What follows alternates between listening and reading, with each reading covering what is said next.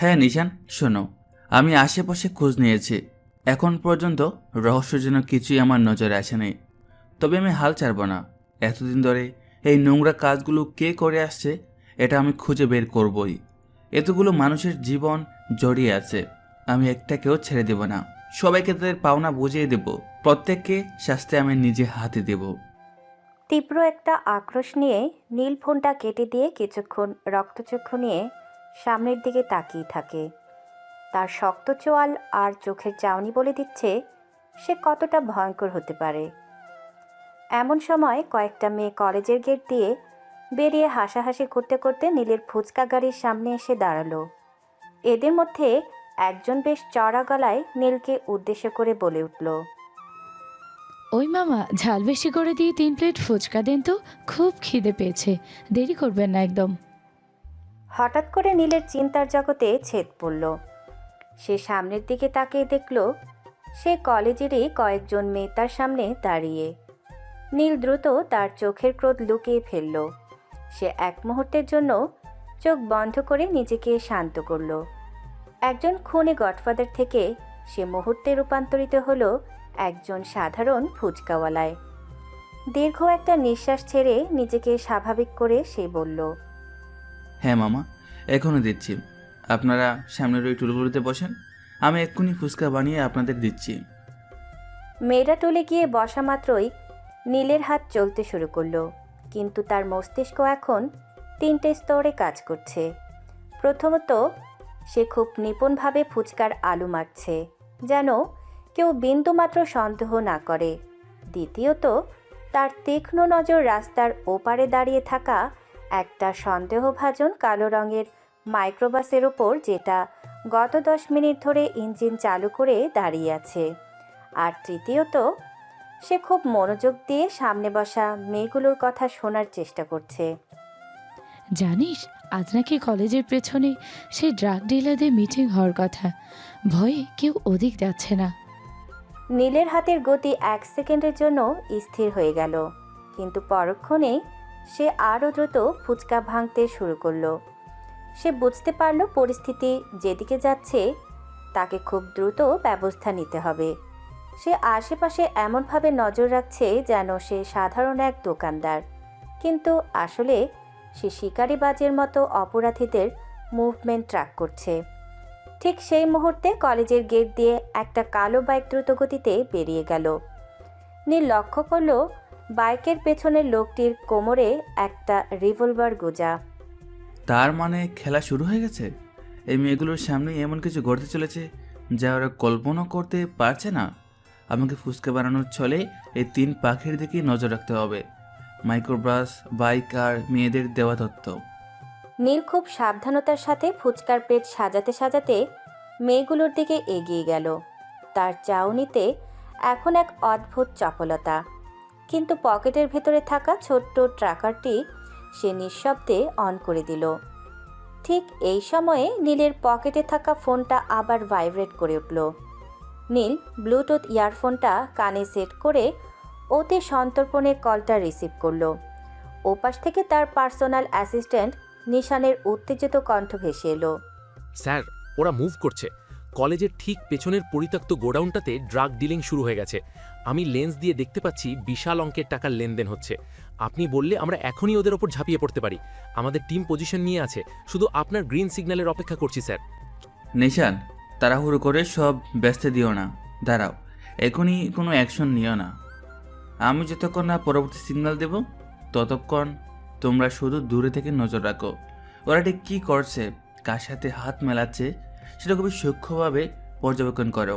আমি চাই প্রত্যেকটা প্রমাণ খুব নিপুণভাবে সংগ্রহ করো। ভিডিও থেকে শুরু করে অডিও রেকর্ড কিছু যেন বাদ না পড়ে। কিন্তু স্যার, ওরা যদি মাল নিয়ে বেরিয়ে যায় তাহলে তো হাতছাড়া হয়ে যাবে।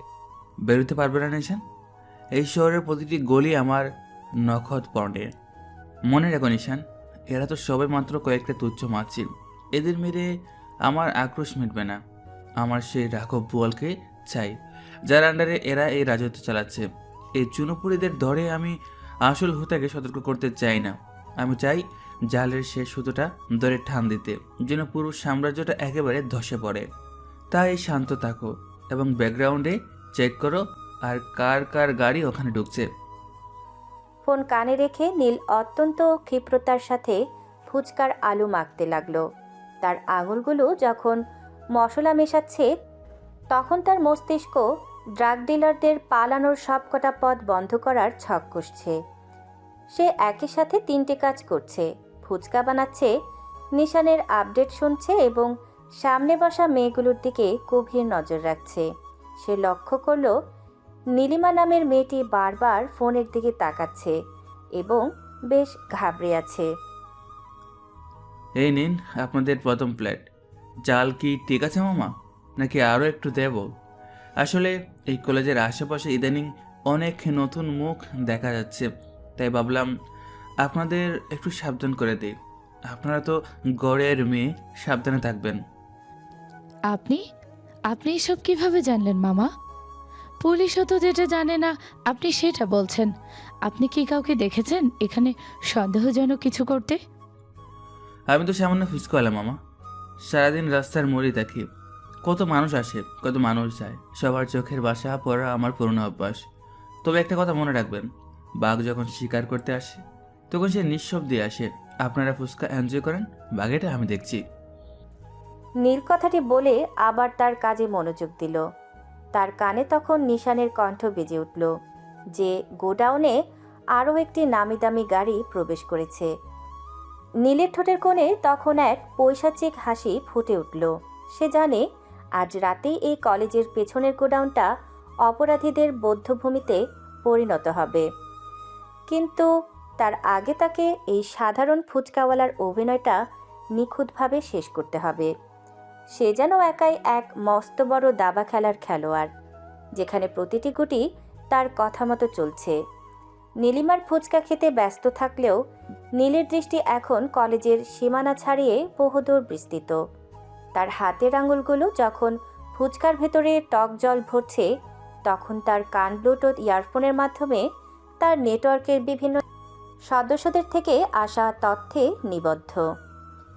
এই কলেজের আশেপাশে ছড়িয়ে ছিটিয়ে থাকা বিভিন্ন ছদ্মবেশী মানুষগুলো আসলে সাধারণত কেউ নয়, তারা নীলের বিশ্বস্ত গোয়েন্দা বাহিনীর সদস্য। স্যার, কনফার্মড, গোডাউনের ভেতরে ওই কালো লাক্সারি গাড়িটা থেকে যে লোকটা নেমেছে সে আর কেউ নয়, শহরের কুখ্যাত ড্রাগ ডিলার জ্যাকার। কিন্তু অবাক করার মতো বিষয় হলো তাকে রিসিভ করতে ভেতর থেকে একজন লোক বেরিয়েছে যার গায়ে এই কলেজের সিকিউরিটি গার্ডের ইউনিফর্ম। তার মানে আমাদের সন্দেহ ঠিক ছিল স্যার, এই অপরাধের শিকড় কলেজের ভেতর পর্যন্ত গেড়েছে। আমি আগেই জানতাম কলেজের এই পবিত্র আঙ্গিনাকে যারা বিষাক্ত করছে তাদের আমি এমন এক শিক্ষা দেব যা ইতিহাসের পাতায় লেখা থাকবে। নিশান, কলেজের উত্তর দিকের গেটে যে বাদাম বিক্রেতা বসে আছে তাকে বলো তার জুড়িতে থাকা ক্যামেরাটা যেন গোডাউনের পেছনের দরজার দিকে ফোকাস করে।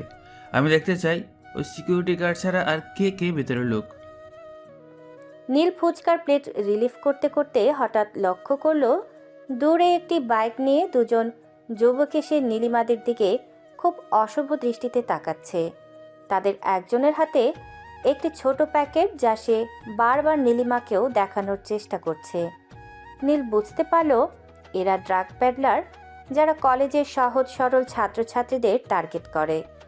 নীল তার ইয়ারফোনে নতুন কমান্ড দিল। নিশান, কলেজের মেইন গেটের উল্টো দিকে যে রিক্সাওয়ালা ছদ্মবেশে দাঁড়িয়ে আছে তাকে বলো এখনই মুভ করতে। ওই যে বাইক নিয়ে দুজন ছেলে নীলিমাদের ডিস্টার্ব করার চেষ্টা করছে, ওদের বাইকের নাম্বার প্লেটটা স্ক্যান করে ডেটাবেস পাঠাতে বলো। আর শোনো, আশেপাশে আমাদের যত সদস্য ছড়িয়ে আছে কেউ যেন এখন সরাসরি কোনো ফাইট শুরু না করে। শুধু তথ্য নাও, ওদের সাপ্লাই চেনটা কোথা থেকে শুরু হচ্ছে সেটা আমার জানা চাই। জি স্যার, সব সদস্য অ্যালার্ট পজিশনে আছে। রাস্তার মোড়ের চা বিক্রেতা অলরেডি ওই বাইকারদের ছবি তুলে পাঠিয়েছে। আরেকটা খবর আছে স্যার, কলেজের লাইব্রেরির ছাদ থেকে আমাদের স্নাইপার লক্ষ্য করেছে যে গোডাউনের ভেতরে ড্রাগের পাশাপাশি কিছু বড় মাপের অস্ত্রের বাক্স নামানো হচ্ছে। মনে হচ্ছে বড় কোনো ডিল হতে চলেছে। অস্ত্রের বক্স? তার মানে ওরা শুধু ড্রাগসে সীমাবদ্ধ নেই। নিশান, পুরো এলাকাটাকে ডিজিটাল সিল করে দাও। ড্রোনগুলো এমন উচ্চতায় উড়াও যেন ওরা টেরি না পায় যে আকাশ থেকে ওদের ওপর নজর রাখা হচ্ছে। কলেজের ভিতরে ওই জঞ্জাল আমি বাড়তে দেব না। এই ছেলে মেয়েগুলো এখানে পড়তে আসে, অপরাধী হতে নয়। প্রত্যেকটা অপরাধের ছোট থেকে ছোট তথ্য আমি আজ নিজের হাতে কালেক্ট করব। নীলিমা হঠাৎ নীলের দিকে তাকিয়ে বলে উঠল, মামা, আপনি ফুচকা বানাতে বানাতে কার সাথে যেন বিড়বিড় করে কথা বলছেন? কোনো সমস্যা? নীলিমা কিছুটা সন্দিহান হয়ে নীলের দিকে তাকালো। নীল এক মুহূর্ত দেরি না করে তার মুখে সেই পরিচিত সাধারণ ফুচকাওয়ালার হাসিটা টেনে আনলো। আরে না মামনি, আমি আসলে মনে মনে হিসেব মেলাচ্ছিলাম আজ কতটুকু আলু আর কতটুকু মশলা খরচ হলো সেই চিন্তা। আর একা একা কথা বলে আমার পুরনো অভ্যাস। বয়স হচ্ছে তো। আপনারা ফুচকাটা শেষ করেন, আপনাদের টকটা কি আর একটু বাড়িয়ে দেবো? নীলিমাদের কথা বলতে বলতেই নীল লক্ষ্য করলো কলেজের দেয়ালের পাশে দাঁড়িয়ে থাকা সেই সিগারেট ফুঁকতে থাকা লোকটা অস্থির হয়ে উঠছে। সে বারবার তার ঘড়ির দিকে তাকাচ্ছে। নীল বুঝল সময় ঘনিয়ে আসছে। সে তার পকেটের বাটনে চাপ দিয়ে নিশানের জন্য চূড়ান্ত মেসেজ পাঠালো। নিশান, জালের মুখ ছোটো করে আনো। আমাদের প্রতিটি সদস্য যেন তাদের পজিশন থেকে 1 ইঞ্চিও না নড়ে। ওরা যখন মনে করবে ওরা সবচেয়ে নিরাপদ, ঠিক তখনই আমি আমার আসল পরিচয় নিয়ে ওদের সামনে দাঁড়াবো। এই মাঝিদের মারার পর আমি সেই রাঘব বোয়ালদেরকে এমনভাবে জালে আটকাবো যে সে পালানোর কোনো পথ আর পাবে না। সব তথ্য একটা হার্ড ড্রাইভে ব্যাকআপ নিয়ে রাখো। আমি নিজে আজ রাতে এগুলো নিয়ে বসবো। নীল আবার ফুচকার ডাল ঘুরতে শুরু করলো। বাইরে থেকে তাকে শান্ত মনে হলেও তার ভেতরে তখন প্রলয় চলছে।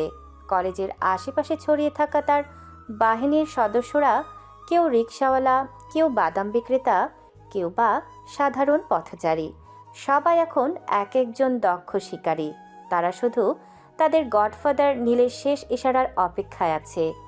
অপরাধের এই অন্ধকার সাম্রাজ্য আজ রাতে এক জনশূন্য ফুচকাওয়ালার চোখের সামনে ধুলোয় মিশে যাবে।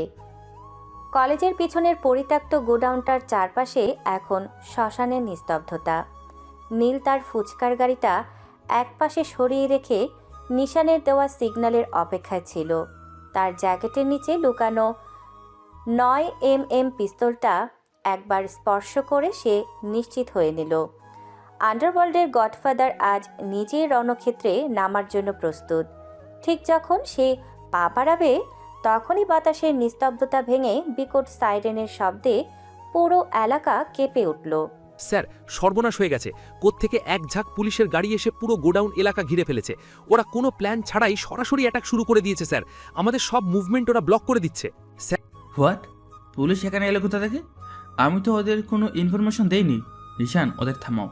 ওরা ভেতরে ঢুকলে জ্যাকার আর ওর সাঙ্গাভাঙ্গারা পালানোর সুযোগ পেয়ে যাবে। এই বোকাগুলো জানে না ওরা কিসের মধ্যে হাত দিচ্ছে। নীলের কথা শেষ হওয়ার আগেই শোনা গেল এলোপাতাড়ি গুলির শব্দ। নীল দৌড়ে গিয়ে একটা দেয়ালের আড়ালে পজিশন নিল। সে দেখল পুলিশের ভ্যান থেকে নামা অফিসাররা কোনো সতর্কতা ছাড়াই গোডাউনের ভেতর লক্ষ্য করে গুলি ছুড়ছে। ভেতরে থাকা অপরাধীরা হকচকিয়ে গেলেও অভিজ্ঞ জ্যাকার ঠিকই পুলিশের দুর্বলতা ধরে ফেলল। ধোয়ার আড়ালে ড্রাগ ডিলাররা পেছনের সিক্রেট সুড়ঙ্গ দিয়ে একে একে পালাতে শুরু করলো। নিশান, পুলিশগুলো ড্রাগ ডিলারদের ডাইভারশন দিচ্ছে। জ্যাকার পেছনের গলি দিয়ে বেরিয়ে যাচ্ছে। আমার সাজানো বাগান এই অপদার্থ পুলিশগুলো এসে তছনছ করে দিল। আমি আজ ওকে ধরার জন্য পুরো মাস অপেক্ষা করছি, আর এই সস্তা ক্রেডিট নেওয়ার লোভে ওরা সব শেষ করে দিল। স্যার, জ্যাকার অলরেডি একটা কালো বাইকে করে মেন রোডের দিকে চলে গেছে। পুলিশ এখন শুরু কয়েকটা চুনোপুটি পেড্রারকে অ্যারেস্ট করছে। আসল রাঘব বোয়াল আমাদের হাতছাড়া হয়ে গেল স্যার। নীল একটা ঘুষি মারল পাশের ইটের দেয়ালে। তার হাত ফেটে রক্ত ঝরছে, কিন্তু সেই ব্যথার চেয়ে তার বুকের ভেতরের আগুন অনেক বেশি তীব্র। সে সামনে তাকিয়ে দেখল পুলিশের বড় কর্তারা মিডিয়ার সামনে পোজ নিচ্ছে যেন তারা অনেক বড় একটা অপারেশন সাকসেসফুল করেছে। অথচ তারা জানেই না আজ জ্যাকারকে ধরতে পারলে পুরো সিন্ডিকেটের মাথাকে পাওয়া যেত। ফালতু সব ড্রামা। এই বোকা পুলিশগুলোর জন্য আজ আমার এই এতদিনের পরিশ্রম ধুলে মিশে গেল। জ্যাকার এখন আর সতর্ক হয়ে যাবে। তাকে খুঁজে পাওয়া এখন দ্বিগুণ কঠিন হবে। নিশান, আমাদের ছেলেদের বলো এখনই ওখান থেকে সরে যেতে। পুলিশের এই সস্তা বাহাদুরি আমি আর সহ্য করতে পারছি না। আজকেও আমার হাত থেকে সবকিছু বেরিয়ে গেল। শান্ত হন স্যার, আমরা আবার সুযোগ পাবো। সুযোগ আমি তৈরি করে নেব নিশান, কিন্তু এই পুলিশ বাহিনী, এদের ভুলের মাসুল আজ এই শহরকে দিতে হবে। ওরা অপরাধ দমনের বদলে অপরাধীদের পালানোর পথ করে দিল। আমার সাজানো দাবার বোর্ডটা ওরা এক নিমিষে উলটপালট করে দিল। জ্যাকারকে আমি ছাড়বো না, আর এই অপারেশন যারা লিড করেছে তাদের আমি মনে রাখবো। নীল কখনো তার অপমান ভুলে যায় না। নীল রাগে ফুঁসতে ফুঁসতে আবার তার ফুচকার গাড়ির কাছে ফিরে এলো। তার চোখে তখন খুনের নেশা। সে বুঝতে পারছে এখন তাকে আরও অন্ধকার পথে হাঁটতে হবে। পুলিশের উপর তার বিন্দুমাত্র ভরসা আর অবশিষ্ট নেই। যে কাজটা সে ছদ্মবেশে করতে চেয়েছিল, এখন হয়তো সেটা তাকে সরাসরি গডফাদার হিসেবেই করতে হবে। নীল তার দামি গাড়িটি তীব্র গতিতে চালিয়ে নির্জন রাস্তার দিকে এগিয়ে যাচ্ছে। তার মাথায় তখন আগুনের মতো একটা চিন্তা বারবার ঘুরপাক খাচ্ছে। কিছুক্ষণ আগে ফুচকাওয়ালার ছদ্মবেশে থাকার সময় নীলিমা নামের মেয়েটি বান্ধবীদের সাথে যে কথা বলছিল সেটা তার কানে বাজছে। নীলিমা বলেছিল সে জানে আজ এখানে ড্রাগ ডিলিং হবে। নীলের কপালে চিন্তার ভাঁজ গভীর হয়। সে বুঝতে পারে পুলিশকে খবর সে দেয়নি, তার লোকরা দেয়নি, আর অপরাধীরা তো দিবেই না। তাহলে এই অপদার্থ পুলিশগুলো হুট করে এলো কোত্থেকে? তার মানে ওই মেয়েটা ওই নীলিমাই পুলিশকে খবর দিয়েছে? একটা সাধারণ মেয়ে ড্রাগ ডিলারের খবর জানলো কীভাবে? সেও তো নিজেকে খুব বড় সমাজসেবী ভেবেছে, কিন্তু সে জানে না তার এই একটা বুখামির জন্য আজ জ্যাকার আমার হাতছাড়া হয়ে গেল। আমার মাসের পর মাস করা পরিকল্পনা এই মেয়েটা এক নিমিষেই ধুলোয় মিশিয়ে দিল। ওকে এর জন্য চরম মূল্য দিতে হবে। নীলের চোখ দুটো রাগে লাল হয়ে ওঠে।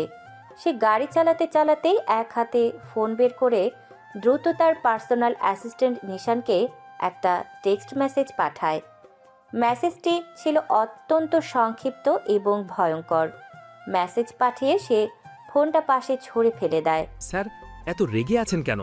নীলিমা নামের মেয়েটাকে কিডন্যাপ করতে বলেছেন? তার মানে এই মেয়েটাই আজকের অপারেশন নষ্ট হওয়ার কারণ। ঠিক আছে স্যার, আপনার আদেশ শিরোধার্য। অন্যদিকে নীলিমা তখন কলেজ থেকে বের হয়ে একা একা হেঁটে বাড়ির দিকে যাচ্ছিল। সন্ধ্যার আবছা আলোয় রাস্তাটা অনেকটা জনশূন্য। নীলিমা মনের সুখে হাঁটছিল, কারণ সে ভেবেছে সে আজ একটা বড় অপরাধ রুখে দিয়েছে। কিন্তু সে জানে না তার পেছনে থাকা ছাই রঙের মাইক্রোবাসটি কেন তাকে অনুসরণ করছে। হঠাৎ মাইক্রোবাসটি নীলিমার সামনে এসে থামল। নীলিমা কিছু বুঝে ওঠার আগেই নিশান এবং তার আরও দুজন লোক গাড়ি থেকে নেমে নীলিমার পথ রোধ করে দাঁড়ালো। আপনারা কারা? আমার পথ আটকাচ্ছেন কেন? আমাকে যেতে দিন, না হলে আমি চিৎকার করব। চিৎকার করে কোনো লাভ নেই মামুনি। আপনি আর যার সাজানো বাগান নষ্ট করেছেন তিনি আপনার চিৎকারে ভয় পাওয়ার লোক নন, বরং আপনার চিৎকার উপভোগ করাটাই তার পুরনো নেশা। চুপচাপ গাড়িতে উঠুন, না হলে ফল ভালো হবে না। আমি কেন আপনাদের সাথে যাব? আমি পুলিশকে ডাকবো। আপনারা জানেন না আমি পুলিশকে চিনি। পুলিশ আপনাকে আজ বাঁচাতে পারবে না।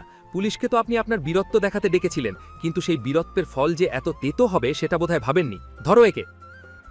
নীলিমা চিৎকার দেওয়ার চেষ্টা করার আগেই নিশানের লোকেরা তার মুখে রুমাল চেপে ধরল।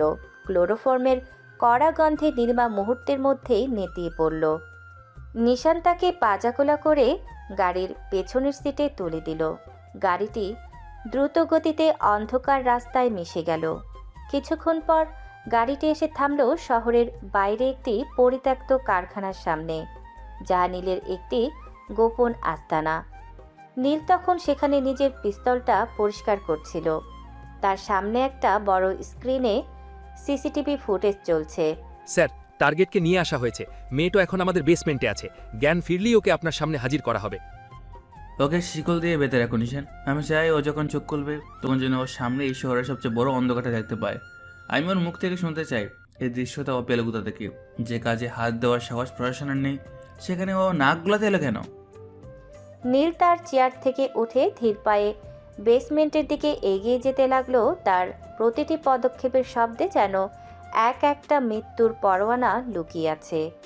নীলিমা যখন আস্তে আস্তে চোখ মেলল, সে দেখল সে একটা অন্ধকার ঘর, লোহার চেয়ারে বাঁধা।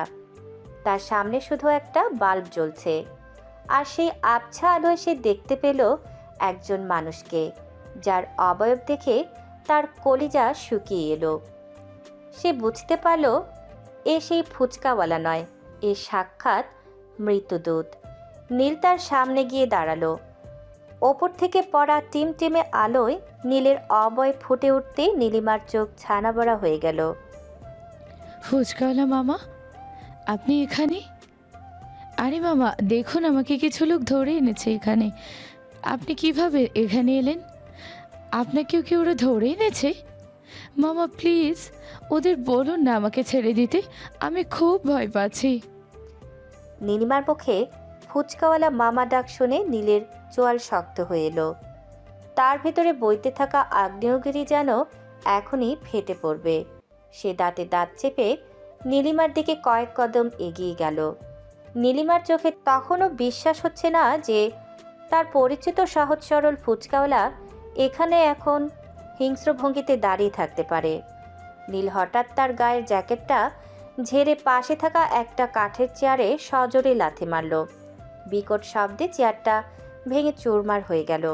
চুপ, একদম চুপ। আর একটা বারো যদি ওই ফুসকালা মামা শব্দটা তোর মুখ দিয়ে বের হয় তবে জ্যান্ত পুঁতে ফেলবো তোকে। আমি তোর মামা নই, আমি তোর জম। আজকে পুলিশকে তুই খবর দিয়েছিস তাই না? সত্যি করে বল, কেন করেছিস এটা? তুই ছাড়া কেউ জানতো না যে সেখানে ড্রাগ ডিলিং হবে। কোথা থেকে জেনেছিস এই খবর? আমি কিছু জানি না, বিশ্বাস করুন, আমি কাউকে কিছু বলিনি, আর পুলিশকেও আমি ফোন করিনি। এখানে ড্রাগ ডিলিং হবে এটা তো আমি আমার আপুর কাছ থেকে শুনেছি। আমি শুধু বান্ধবীদের সাথে গল্প করছিলাম মাত্র। আপনার আপু মানে? আপনার আপু এই খবর পেলে কোথা থেকে? পরিষ্কার করে বলেন, নাহলে আজ আপনার রেহাই নেই। আমার আপু সাংবাদিক আদিবা চৌধুরী। গতকাল রাতে আপু কার সাথে যেন ফোনে কথা বলছিল, আমি আড়াল থেকে শুনেছি।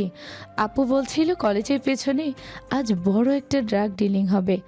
আপু বলছিল সে কোনো গোপন সূত্রে এই তথ্য পেয়েছে। আজ আপু নিজেও সেখানে ক্যামেরা নিয়ে যাওয়ার কথা ছিল। আমি শুধু আপুর কথাটাই বান্ধবীদের কাছে বলেছি, বিশ্বাস করুন। আদিবা চৌধুরীর নামটা শোনার সাথে সাথে নীলের ভ্রু কুঁচকে গেল। এই শহরে একরোখা আর সাহসী সাংবাদিক হিসেবে আদিবার নাম সে আগেও শুনেছে। নীল বুঝতে পারল তার নিজের গোপন অপারেশনের তথ্য ফাঁস হওয়ার পেছনে কোনো বড় চক্র কাজ করছে। আদিবা চৌধুরী?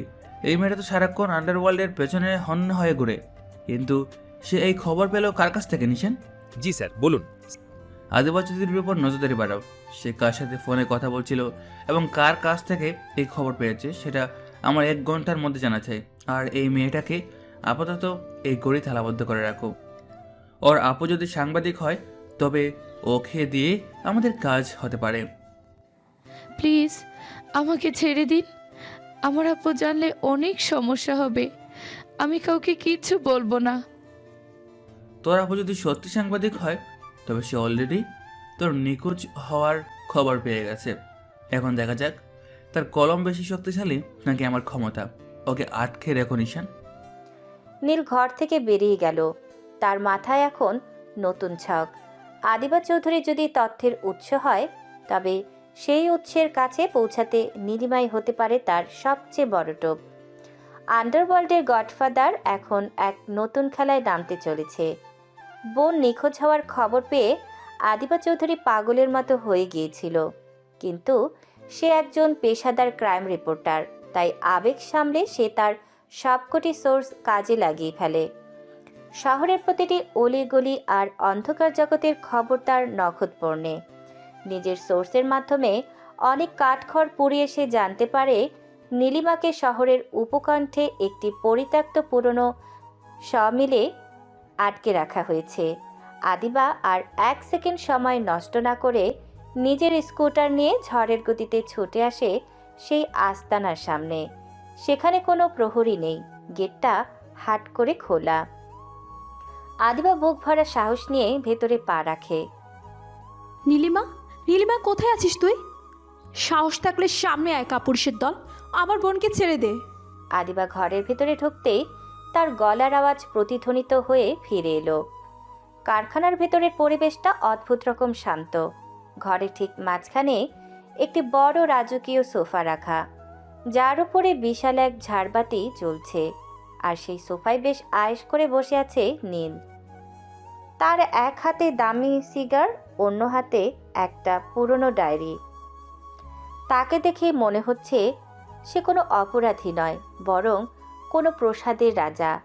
আদিবাকে ঢুকতে দেখে নীল ঠোঁটের কোণে একটি বাঁকা হাসি ফুটিয়ে তুলল।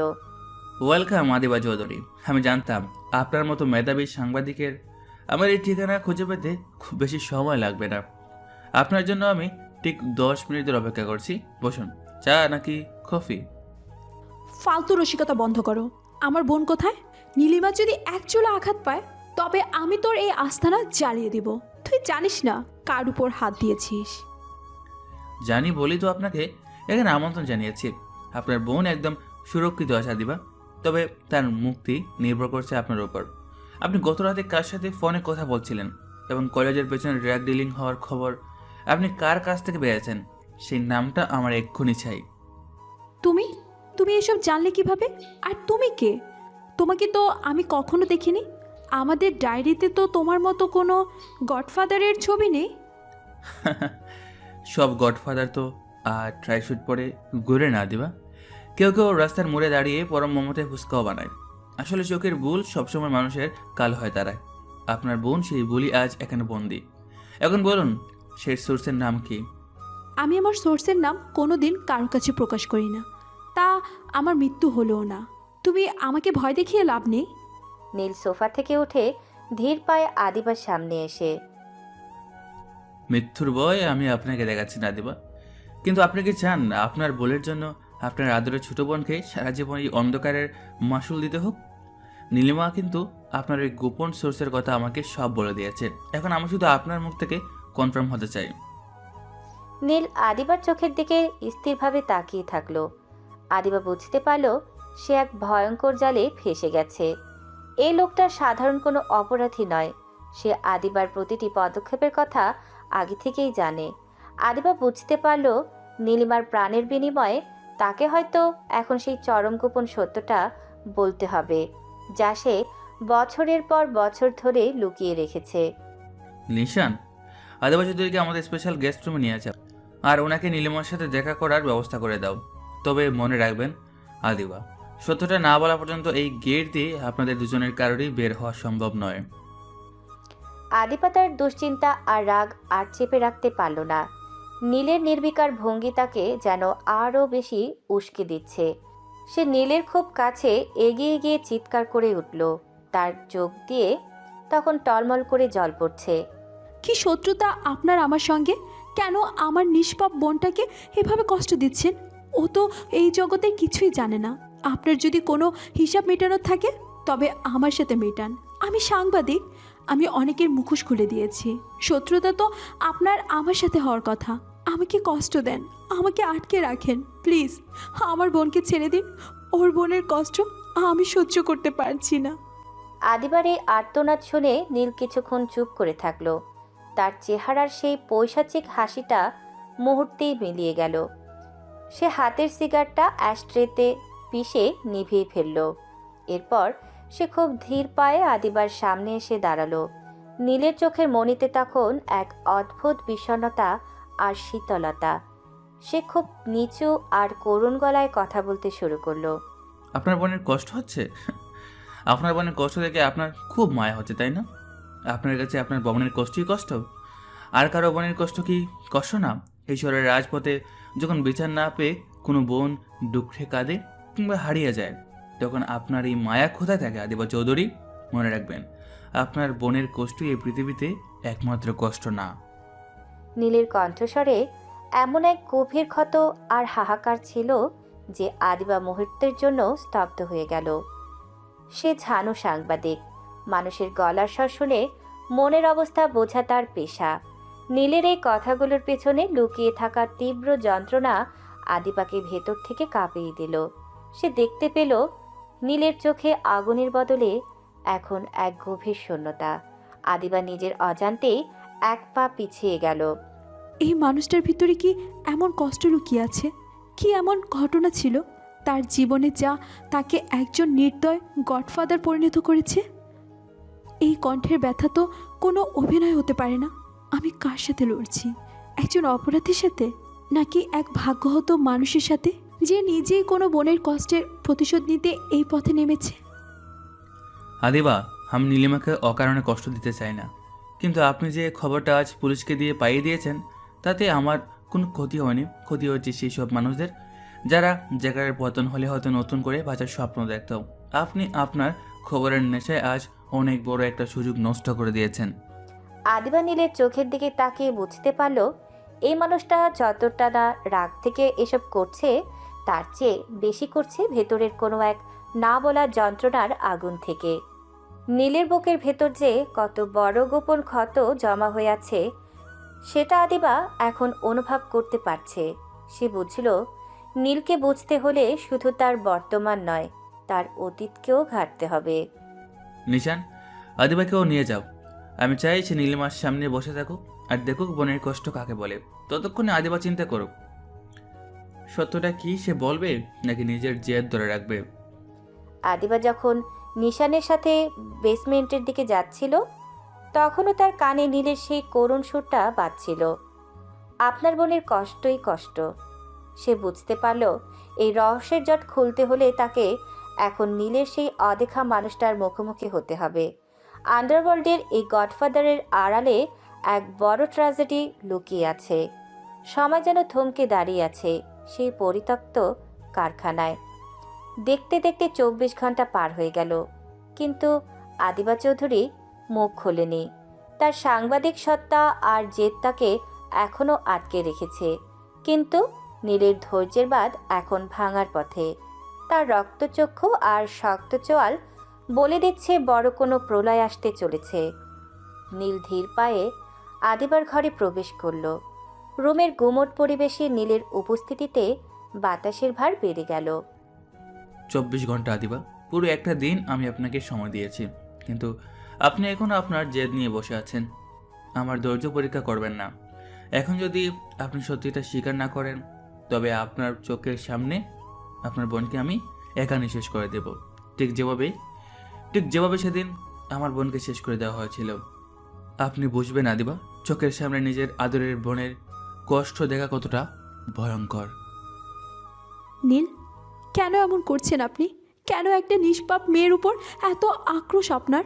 আপনার বোনকে কারা মেরেছে আমি জানি না, কিন্তু তার জন্য আপনি পৃথিবীর সব বোনকে কেন এভাবে কষ্ট দিচ্ছেন? কি হয়েছিল আপনার বোনের সাথে? আমি সব বোনকে কষ্ট দিচ্ছি না দিবা, বরং আমি এই নোংরা শহর থেকে সব বোনকে বাঁচানোর চেষ্টা করছি। আপনি আজ আপনার ভূখামের জন্য যাদেরকে পালাতে সাহায্য করলেন তারা আর কেউই না, তারা হলো সেই হায়রা যারা কলেজের সামনে দাঁড়িয়ে স্টুডেন্টদের হাতে ড্রাগ তুলে দেয়। ওরা ড্রাগসগুলোকে চকলেটের ভেতরে ভরে দিত। মাসুম বাচ্চাগুলো চকলেট ভেবে সেগুলো খেত আর ধীরে ধীরে ওদের নেশার দাসে পরিণত হতো। যখন ওরা পুরোপুরি নেশা আসক্ত হয়ে পড়তো তখন এই শয়তানগুলো মেয়েদের অপহরণ করে বিদেশে পাচার করে দিত। নীলের চোখে এখন আগুনের লেলিহান শিখা। সে আদিবার খুব কাছে গিয়ে তার কলার চেপে ধরল। তার কণ্ঠস্বর এখন যন্ত্রণায় কাঁপছে। তাদের মধ্যে আমার বোন ছিল একজন, আমার আদরের ছোট বোন ঐশী। সেদিন আমি অনেক খোঁজাখুঁজির পর জানতে পারি এই ড্রাগ ডিলিংয়ের গডফাদার জ্যাকার আমার বোনকে অপহরণ করেছে। সেদিন আমি একাই ওর পেছনে ছুটছিলাম। যখন আমি সেই ট্র্যাকটা আটকাই তখন দেখি সেই গাড়িতে শুধু আমার ঐশী নয়, ঐশীর মতো আরো কয়েকশো মেয়ে ছিল। তাদের সবার চোখে ছিল ভাষার আকুতি, কিন্তু আমি ব্যর্থ হয়েছিলাম দিবা। আমি ঐশীকে বাঁচাতে গিয়ে দেখি ওরা ওকে ট্রাকে তুলে পালানোর চেষ্টা করছে। আমি যখন বাজাইতে গেলাম তখন ওরা আমার মাথা সহ্যরে আঘাত করে। আমি যন্ত্রণা মাটিতে লুটিয়ে পড়ি। চারপাশে ঝাপসা হয়ে আসছিল, কিন্তু আমি তাও হাল ছাড়িনি। আমি ঢলতে ঢলতে উঠে নিজের গাড়ি নিয়ে ওই ট্রাকটাকে ধাওয়া করি। আমি শুধু ট্রাকটাকে থামাতে চেয়েছিলাম, কিন্তু হাইওয়েতে আমার আর ট্রাকের সেই রেসারেসিতে একসময় বড় একটা অ্যাক্সিডেন্ট ঘটে। ট্রাকটা নিয়ন্ত্রণ হারিয়ে খাদে পড়ে যায়। আমি যখন রক্তাক্ত অবস্থায় ট্রাকটার কাছে পৌঁছাই আমি দেখি সেই গাড়িতে তাকে কেউ বেছে নেই। আমার ঐশী, আমার ছোট্ট ঐশীটা নিতর হয়ে পড়ে আছে। ওর হাতটা জানালার বাইরে ঝুলে আছে, যেন শেষ মুহূর্তে ও আমাকে ডাকছিল। কথাগুলো বলতে বলতে আন্ডারওয়ার্ল্ডের সেই ভয়ঙ্কর গডফাদার নীল দুই হাতে মুখ ঢেকে ফুঁপিয়ে কেঁদে উঠল। তার দীর্ঘদিনের জমানো পাথর চাপা কষ্টগুলো আজ বাঁধ ভাঙা চোখের জল হয়ে বেরিয়ে আসছে। যে নীলকে পুরো শহর জম মনে করে সে আজ এক অসহায় ভাইয়ের মতো আদিবার পায়ের কাছে ভেঙে পড়ল। আমার ঐশী মারা গেল আদিবা, ওই আগুনের লেলিহান শিকা আমার কলেজেটা পুড়িয়ে দিল। সেদিন প্রতিজ্ঞা করেছিলাম, যতদিন না ড্রাগ সিন্ডিকেটের শেষ মানুষটাকে আমি মাঠের নিচে পড়াতে পারছি ততদিন আমি শান্ত হব না। আমি ঐশীকে বাঁচাতে পারিনি, কিন্তু আমি চেয়েছিলাম এই শহরে আর কোনো ঐশীকের জন্য পাচার হতে না হয়। আর আজ আপনার ওই ছোট্ট বোকামের জন্য জেকার আবার পালিয়ে গেল। ও আবার নতুন কোনো ঐশীকে তুলে নেবে। আপনি কি পারবেন এই অপরাধের দায় নিতে? বলুন। আদিবা পাথরের মতো দাঁড়িয়ে নীলের কান্না দেখছে। তার বুকের ভেতরটা দুমড়ে মুচড়ে যাচ্ছে। সে যে অপরাধীকে ঘৃণা করছিল, আজ সে দেখছে সেই মানুষটা আসলে এক বিশাল ধ্বংসস্তূপের উপর দাঁড়িয়ে আছে। আদিবা বুঝতে পারল সে শুধু একটা নিউজ করতে চেয়েছিল, কিন্তু সেই নিউজের আড়ালে সে অজান্তেই একটা পবিত্র যুদ্ধের পথে বাধা হয়ে দাঁড়িয়েছে। আদিবার চোখের কোণ দিয়েও জল গড়িয়ে পড়তে লাগলো। সে বুঝল নীলের এই আক্রোশ অন্যায় নয়, এটা এক বিচারহীন ভাইয়ের হাহাকার। নীলের কান্নার শব্দে ঘরটা যেন ভারী হয়ে এলো। আন্ডারওয়ার্ল্ডের দৌর্দণ্ড প্রতাপশালী গডফাদারের এই রূপ আদিবাকে ভেতরে ভেতরে নাড়িয়ে দিয়েছে। আদিবা দীর্ঘক্ষণ স্তব্ধ হয়ে দাঁড়িয়ে থাকার পর ধীর পায়ে নীলের সামনে গিয়ে দাঁড়ালো। তার চোখেও এখন জল। একজন সাংবাদিক হিসেবে সে অনেক সত্যের মুখোমুখি হয়েছে, কিন্তু এমন বুকফাটা আর্তনাদ সে আগে কখনো দেখেনি। আদিবা নীলের কাঁধে আলতো করে হাত রাখল এবং তাকে শান্ত করার চেষ্টা করলো। আপনার বোনের সাথে যা হয়েছে তা শুনে আমার বুক ফেটে যাচ্ছে নীল। বিশ্বাস করুন, আমি জানতাম না আপনার পেছনে এমন একটা করুণ ইতিহাস আছে। কিন্তু নীল, আপনি যে পথটা অবলম্বন করছেন সেটা কি ঠিক? আপনি নিজেকে আইনের ঊর্ধ্বে নিয়ে গেছেন। আপনি নিজের হাতে বিচার তুলে নিচ্ছেন। এটাও তো এক ধরনের অন্যায়। আপনি কেন আইনের আশ্রয় নিচ্ছেন না? যারা অপরাধ করেছে আইন তাদের সাজা দেবে। আপনি কেন এই অন্ধকার জগতে নিজেকে হারিয়ে ফেলছেন? আদিবার মুখে আইন এবং সাজার কথা শুনে নীলের কান্না মুহূর্তেই থেমে গেল। সে হঠাৎ সোজা হয়ে দাঁড়ালো। তার চোখে এখন জল নেই, আছে এক বুক ঘৃণা আর চরম অবজ্ঞা। নীলের ঠোঁটের কোণে ফুটে উঠল এক তাচ্ছিল্যর হাসি। সেই হাসিটা ধীরে ধীরে উচ্চস্বরে হাসিতে রূপান্তরিত হলো। সেই অট্ট হাসিতে সারা ঘর যেন কেঁপে উঠল। আয়, আপনি আইনের কথা বলছেন আদিবা চৌধুরী? এই বাংলাদেশের কোন আইনের কথা বলছেন আপনি? যে আইন পকেটে নিয়ে যেখানে ঘুরে বেড়ায়, যে আইন সাধারণ মানুষের জন্য শিকল আর ক্ষমতাধরদের জন্য বর্ম? আপনি কি আসলে একজন সাংবাদিক নাকি রূপকথার গল্পের রাজকন্যা? আপনি আইনকে এভাবে অপমান করতে পারেন না নীল। সব মানুষ তো খারাপ নয়, সব পুলিশ অফিসারও তো বিকিয়ে যায়নি। শুনুন আদিবা চৌধুরী, আমি যখন আমার বোনের রক্তমাখা শরীর নিয়ে থানার সামনে দাঁড়িয়েছিলাম, তখন এই আইনের রক্ষক পুলিশ অফিসাররা আমাকে বলেছিল অ্যাক্সিডেন্ট বলে চালিয়ে দাও, উপর থেকে চাপ আছে। আমি সেদিন বুঝে গিয়েছিলাম এদেশে আইন শুধু ধনীদের গোলামি করে। যারা অপরাধের বিরুদ্ধে কাজ করার কথা তারা আসলে অপরাধীদের হয়ে দালালি করে। আমি আইনের দরজায় কপাল খুঁটেছি, বিচার চেয়েছি, কিন্তু বিনিময়ে পেয়েছি লাঞ্ছনা। নীল আদিবার খুব কাছে গিয়ে তার চোখের দিকে চোখ রেখে আঙুল উঁচিয়ে বলতে লাগলো। তার কণ্ঠে এখন বজ্রের মতো গর্জন। আপনার যে আইন অপরাধীকে আড়াল করে সে আইনকে আমি মানি না। যে পুলিশ অফিসাররা টাকার বিনিময়ে জেকারকে পালানোর পথ করে দেয় তাদের চেয়ে বড় অপরাধী আর কেউ নয়। আমি আইনের রাস্তা নিলে আজ জেকার জেলে গিয়ে রাজার হালে থাকতো, আর দুদিন পর জামিনে বেরিয়ে এসে আবার ড্রাগ ডিলিং শুরু করতো। আমি চাই না জেলে যাক, আমি চাই সে কবরে যাক। আমি চাই তার সাম্রাজ্য এমনভাবে দশে পড়ুক যেন এই শহরে আর কোনো ঐশীকে চকলেটের নেশায় জীবন দিতে না হয়। কিন্তু এভাবে তো অরাজকতা বাড়বে নীল। আপনি তো তবে অপরাধীদের মতোই হয়ে যাচ্ছেন। কাঁটা দিয়ে কাঁটা তুলতে হয় আদিবা। পচা গা সরাতে হলে মাঝে মাঝে অস্ত্রোপচার করতে হয়, তাতে রক্ত ঝরে। আমি সেই সার্জন হতে চেয়েছি। এই পচা সাম্রাজ্যকে সুস্থ করার জন্য আমাকে এই নোংরা আন্ডারওয়ার্ল্ডে নামতে হয়েছে। আপনি আইনের বই নিয়ে বসে থাকুন, আর আমি দেখাবো জাস্টিস কীভাবে আদায় করতে হয়। এখন সিদ্ধান্ত আপনার। আপনি কি সেই দালালি করার আইনের পক্ষে থাকবেন নাকি সত্যের যুদ্ধে আমার সাথে যোগ দেবেন? আদিবা নীলের যুক্তির সামনে কোনো উত্তর খুঁজে পেল না। সে মনে মনে বুঝতে পারল নীল যে বাস্তবতার কথা বলছে তা তেতো হলেও সত্য। আদিবা এখন এক বিশাল দোলাচলে। একদিকে তার আদর্শ, অন্যদিকে নীলের নির্মম কিন্তু অকাট্য বাস্তবতা। নীলের চোখ দুটো এখন আদিবার উত্তরের অপেক্ষায় স্থির হয়ে আছে। নীলের হাসি শব্দটা যখন ঘরের দেয়ালগুলোতে আছড়ে পড়ছিল, আদিবা তখন নির্বাক হয়ে দাঁড়িয়েছিল। তার সাংবাদিকতার আদর্শ আর আইনের প্রতি অগাধ বিশ্বাস যেন নীলের প্রতিটি যুক্তির সামনে তাসের ঘরের মতো ভেঙে পড়ছে। নীল হাসতে হাসতেই হঠাৎ শান্ত হয়ে গেল, কিন্তু তার চোখে এখন উপহাসের ছায়া। সে আদিবার খুব কাছে এসে দাঁড়ালো, তার প্রতিটি শব্দ বিষের মতো ঝরছে। আপনি যে আইনের বড় বড় দোহাই দিচ্ছেন আদিবা চৌধুরী, আপনি কি জানেন সে আইন সাধারণ মানুষের জন্য কতটা নিষ্ঠুর? যখন আমি আমার বোনকে খুঁজে পাচ্ছিলাম না, তখন আমি আজকের এই আন্ডারওয়ার্ল্ডের গডফাদার ছিলাম না।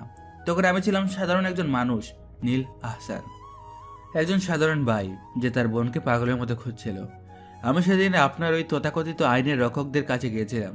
থানার বারান্দায় দাঁড়িয়ে পুলিশের কাছে হাত ছুড় করছিলাম আমার বোনের একটা খোঁজ পেতে। তারা কি কোনো সাহায্য করেনি? সাহায্য? তারা বলেছিল খোঁজ দেব, ব্যস্ত থাকবেন না। ডায়েরিটা টেবিলের একপাশে ফেলে রেখে তারা ছাকাচ্ছিল আর হাসাহাসি উঠছিল। তখন আমি নিজের প্রাণ বাজি রেখে খোঁজ পেলাম যে আমার বোনকে ড্রাগ ডিলিংয়ের সিন্ডিকেটে ফেলে দেওয়া হয়েছে। আমি আবার দৌড়ে গিয়েছিলাম তাদের কাছে।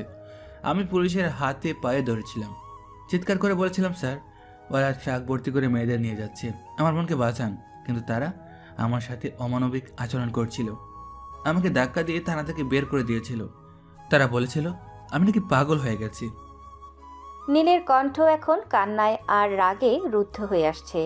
সে আদিবার চোখের ওপর চোখ রেখে বলতে লাগলো, তারা কখনোই ড্রাগ ডিলিংয়ের বিরুদ্ধে কাজ করেনি আদিবা, কারণ চেকাররা তাদের পকেটে থাকে।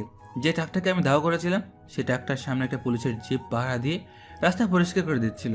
আপনি কি বুঝছেন আমি কি বলছি? আইন আর অপরাধী যখন এক বিছানার শোয়, তখন সাধারণ মানুষ বিচার পায় না। তাদের অবহেলার জন্য, তাদের এই বেইমানের জন্য আজকে আমি আমার বোনটাকে হারিয়েছি। আমার ফুলের মতো ছোট্ট নিষ্পাপ বোনটাকে ওরা এক নিমিষেই পিছিয়ে দিল। নীল, আমি আমি জানতাম না সিস্টেমটা এতটা পচে গেছে। পৌঁছে যায়নি আদিবা, সিস্টেমটা শেষ হয়ে গেছে। যেদিন ঐশীকে আমি সাদা কাপড়ে জড়িয়ে বাড়িতে নিয়ে এসেছিলাম, সেদিন নীল আহসান মারা গিয়েছিল। সেদিন জন্ম নিয়েছিল এই গডফাদার নীল। আমি বুঝেছিলাম আইন দিয়ে এদের সাজা হবে না, এদের সাজা দিতে হলে ওদের রাজত্বে ঢুকে ওদের বুক ছিঁড়ে কলেজেটা বের করে আনতে হবে। এখন বলুন, আপনার ওই পচা আইন কি আমার বোনকে ফিরে দিতে পারবে? পারবে না। কিন্তু আমি পারবো জ্যাকারকে তার কৃতকর্মের নরক দেখাতে। আদিবা মাথা নিচু করে দাঁড়িয়ে থাকলো। তার দু চোখ দিয়ে অজান্তে জল গড়িয়ে পড়ছে। সে বুঝতে পারছে নীল যে ক্ষোভ থেকে এই অন্ধকার পথে নেমেছে, তার দায়ভার এই সমাজের সবার। যে বিচার নীল আহসান পায়নি, সেই বিচার পাওয়ার জন্যই আজ নীল গডফাদার সেজেছে। আদিবা দীর্ঘক্ষণ পর মাথা তুলে নীলের দিকে তাকালো। তার চোখে এখন নতুন এক দৃঢ়তা। আপনি ঠিক বলেছেন নীল, আমি হয়তো আদর্শের চশমা পরে বাস্তবতাকে অস্বীকার করেছিলাম। জ্যাকার শুধু আপনার বোনের ঘাতক নয়, সে এই সমাজের হাজারো বোনের শত্রু। আমি আপনাকে সাহায্য করব। আমার সেই গোপন সোর্সের নাম আপনাকে বলবো। ঘরের কুমুট নিস্তব্ধতা ভেঙে আদিবার কণ্ঠস্বর এবার এক নতুন আগ্নেয়গিরির মতো গর্জে উঠল। নীলের জীবনের করুণ ইতিহাস শোনার পর আদিবার ভেতরে থাকা সাংবাদিক সত্তা আর বোনের প্রতি মমতা এক হয়ে মিশে গেছে। সে বুঝতে পেরেছে কলম দিয়ে যুদ্ধের সময় এখন শেষ, এখন সময় রণক্ষেত্রে নামার। আদিবা নীলের দিকে কয়েক পা এগিয়ে গিয়ে তার চোখের দিকে স্থিরভাবে তাকালো। তার চোখে এখন আর ভয় নেই, আছে প্রতিশোধের আগুন। নীল, অনেক হয়েছে, আর নয়। এতক্ষণ আমি আদর্শ আর নিয়মের দোহাই দিচ্ছিলাম, কারণ আমি বাস্তবতা এই কুৎসিত রূপটা দেখিনি। কিন্তু আপনার বোনের সাথে যা হয়েছে, তারপর চুপ করে থাকাটা সব থেকে বড় অপরাধ। এবার আপনি আর একা নন। আমি আবিদা চৌধুরী আপনাকে কথা দিচ্ছি, জ্যাকারকে ধরার জন্য আর তাকে তার কৃতকর্মের চূড়ান্ত শাস্তি দেওয়ার জন্য আমি আপনার সাথে থাকব। আমি আপনাকে সব ধরনের সহযোগিতা করব। আপনি কি বুঝতে পারছেন আপনি কি বলছেন আদিবা? এই পথ থেকে ফিরে আসার কোনো সুযোগ নেই। একবার এখানে পা রাখলে আপনাকে হয়তো আপনার পেশা, আপনার সম্মান সব বাজি রাখতে হবে।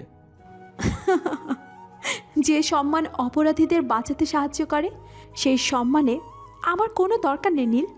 আমি এই মরে যাওয়া সিস্টেমটাকে চোখে আঙ্গুল দিয়ে দেখিয়ে দিতে চাই।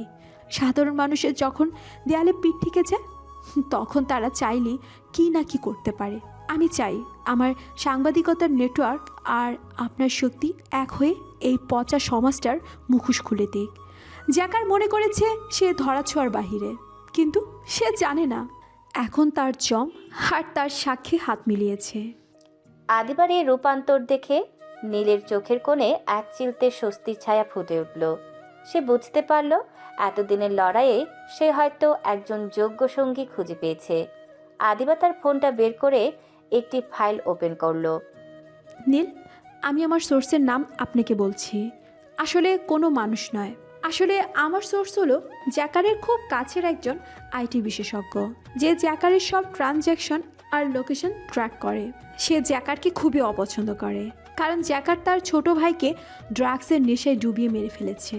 সে আমাকে সব ইনফরমেশন গোপনে পাচার করে, কিন্তু তার একটা শর্ত ছিল, পুলিশ যেন জ্যাকারকে না ধরে, কারণ সে জানে পুলিশ জ্যাকারকে ছেড়ে দেবে। সে চাইতো জ্যাকারকে যেন জনসম্মুখে বিচার করা হয়। তার মানে আমাদের কাছে জ্যাকারের প্রতিটি মুহূর্তের আপডেট আছে। হ্যাঁ, আছে। আর এখন আমি আপনাকে সেই সব ডাটা দেব, যা দিয়ে আপনি জ্যাকারের পালানোর সব পথ বন্ধ করতে পারবেন। আমরা শুধু জ্যাকারকে মারব না নীল, আমরা তাকে এমনভাবে জনসম্মুখে আনবো যেন পুলিশও তাকে বাঁচানোর সাহস না পায়। আমি এই শহরের প্রতিটি ক্যামেরার সামনে ওর পাপগুলো তুলে ধরবো। নীল আর আদিবা যখন ষড়যন্ত্রের জাল বুনছিল, তখন বাইরে ঝড়ো হাওয়া বইতে শুরু করেছে। দুই মেরুর দুই মানুষ, একজন আন্ডারওয়ার্ল্ডের রাজা আর অন্যজন অন্যায়ের বিরুদ্ধে সোচ্চার এক কলম সৈনিক, আজ এক কাতারে দাঁড়িয়েছে। তাদের লক্ষ্য এক, শত্রু এক। নিশান, আদিবাকে আর নীলাকে এখনই আমাদের সেফ হাউসে শিফট করো, আর আমার বাহিনীর প্রতিটি সদস্যকে বলো স্বীকার করতে আমাদের এখন আর লুকোচুরি করার দরকার নেই। এবার আমরা সরাসরি আঘাত করব। জ্যাকারের অন্তিম যাত্রা শুরু হতে চলেছে। আদিবা আর নীল যখন একসাথে কারখানার বাইরে বেরিয়ে এলো, তখন ভোরের প্রথম আলো ফুটতে শুরু করেছে। এই আলো কি নতুন কোনো ন্যায়ের ইঙ্গিত দিচ্ছে, নাকি আরও বড় কোনো রক্তপাতের পূর্বাভাস? কারখানার ভেতরে একটি বড় ম্যাপের সামনে দাঁড়িয়ে নীল আর আদিবা এখন গভীর আলোচনায় মগ্ন। ঘরের এক পাশে নীলিমার জন্য আরামদায়ক থাকার ব্যবস্থা করা হয়েছে, কারণ নীল এখন আর তাকে বন্দি মনে করছে না। আদিবা তার ল্যাপটপ খুলে একের পর এক ডেটা নীলের সামনে উপস্থাপন করছে। কিভাবে জ্যাকারের ড্রাগ সাপ্লাই চেন কাজ করে, কোথায় তার অস্ত্রাগার, আর কোন কোন রুট দিয়ে সে সীমান্ত পার হওয়ার চেষ্টা করে, সব এখন নীলের হাতের নাগালে। আদিবা ম্যাপের একটি পয়েন্টে আঙুল রেখে, নীল দেখুন, জ্যাকার আগামী শুক্রবার শহরের বড় উপকণ্ঠে একটা বড় চালান রিসিভ করবে। এটা ওর জীবনের সবচেয়ে বড় ডিল। এখান থেকে ওকে ধরতে পারলে ওর পুরো সাম্রাজ্য ধসে পড়বে। আমি আমার সোর্সের মাধ্যমে ওর সিক্রেট কোডগুলো পেয়ে গেছি। কিন্তু জ্যাকার খুব দ্রুত, ও জানে পুলিশ ওর পকেটে থাকলেও আমার মতো কেউ তাকে তাড়া করছে। ও নিশ্চয়ই কোনো ব্যাকআপ প্ল্যান রাখবে। আমাদের এমনভাবে এগোতে হবে যেন ও পালানোর কোনো গলি পথও খুঁজে না পায়। কথা বলতে বলতে নীল একের পর এক নিখুঁত পরিকল্পনা সাজাতে লাগলো। সে তার বাহিনীর প্রতিটি সদস্যকে কিভাবে পজিশন দেবে, কোথায় ডিজিটাল জ্যামার বসাবে, আর কিভাবে আদিবার লাইভ কভারেজ শুরু হবে, সব সে সেকেন্ডের হিসেবে মিলিয়ে নিচ্ছে। আদিবা মুগ্ধ হয়ে নীলের এই রূপটা দেখছিল।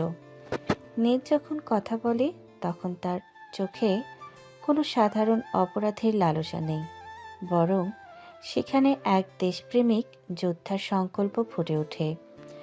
আদিবা আগে ভেবেছিল নীল হয়তো একজন রক্তপিপাসু মানুষ, কিন্তু এখন সে বুঝতে পারছে নীলের এই কাঠিন্য আসলে এক গভীর ভালোবাসার বহিঃপ্রকাশ, নিজের দেশের মানুষের প্রতি, বোনের প্রতি। আমি ভুলছিলাম, এই মানুষটা একা লড়ছে, একাই এক বিশাল পাহাড়ের বিরুদ্ধে। সে শুধু নিজের বোনের প্রতিশোধ নিতে চায় না, সে চায় এই দেশের মাটি থেকে ড্রাগসের বিষ চিরতরে মুছে দিতে। তাই তার এই ত্যাগ, এই সাহসিকতা কতটা নিঃস্বার্থ হলে একজন মানুষ নিজের সব পরিচয় বিসর্জন দিয়ে রাস্তার মোড়ে ফুসকাওয়ালা সেজে বসে থাকতে পারে শুধু অপরাধীদের গতিবিধি লক্ষ্য করার জন্য। আদিবা, আপনি কি শুনছেন?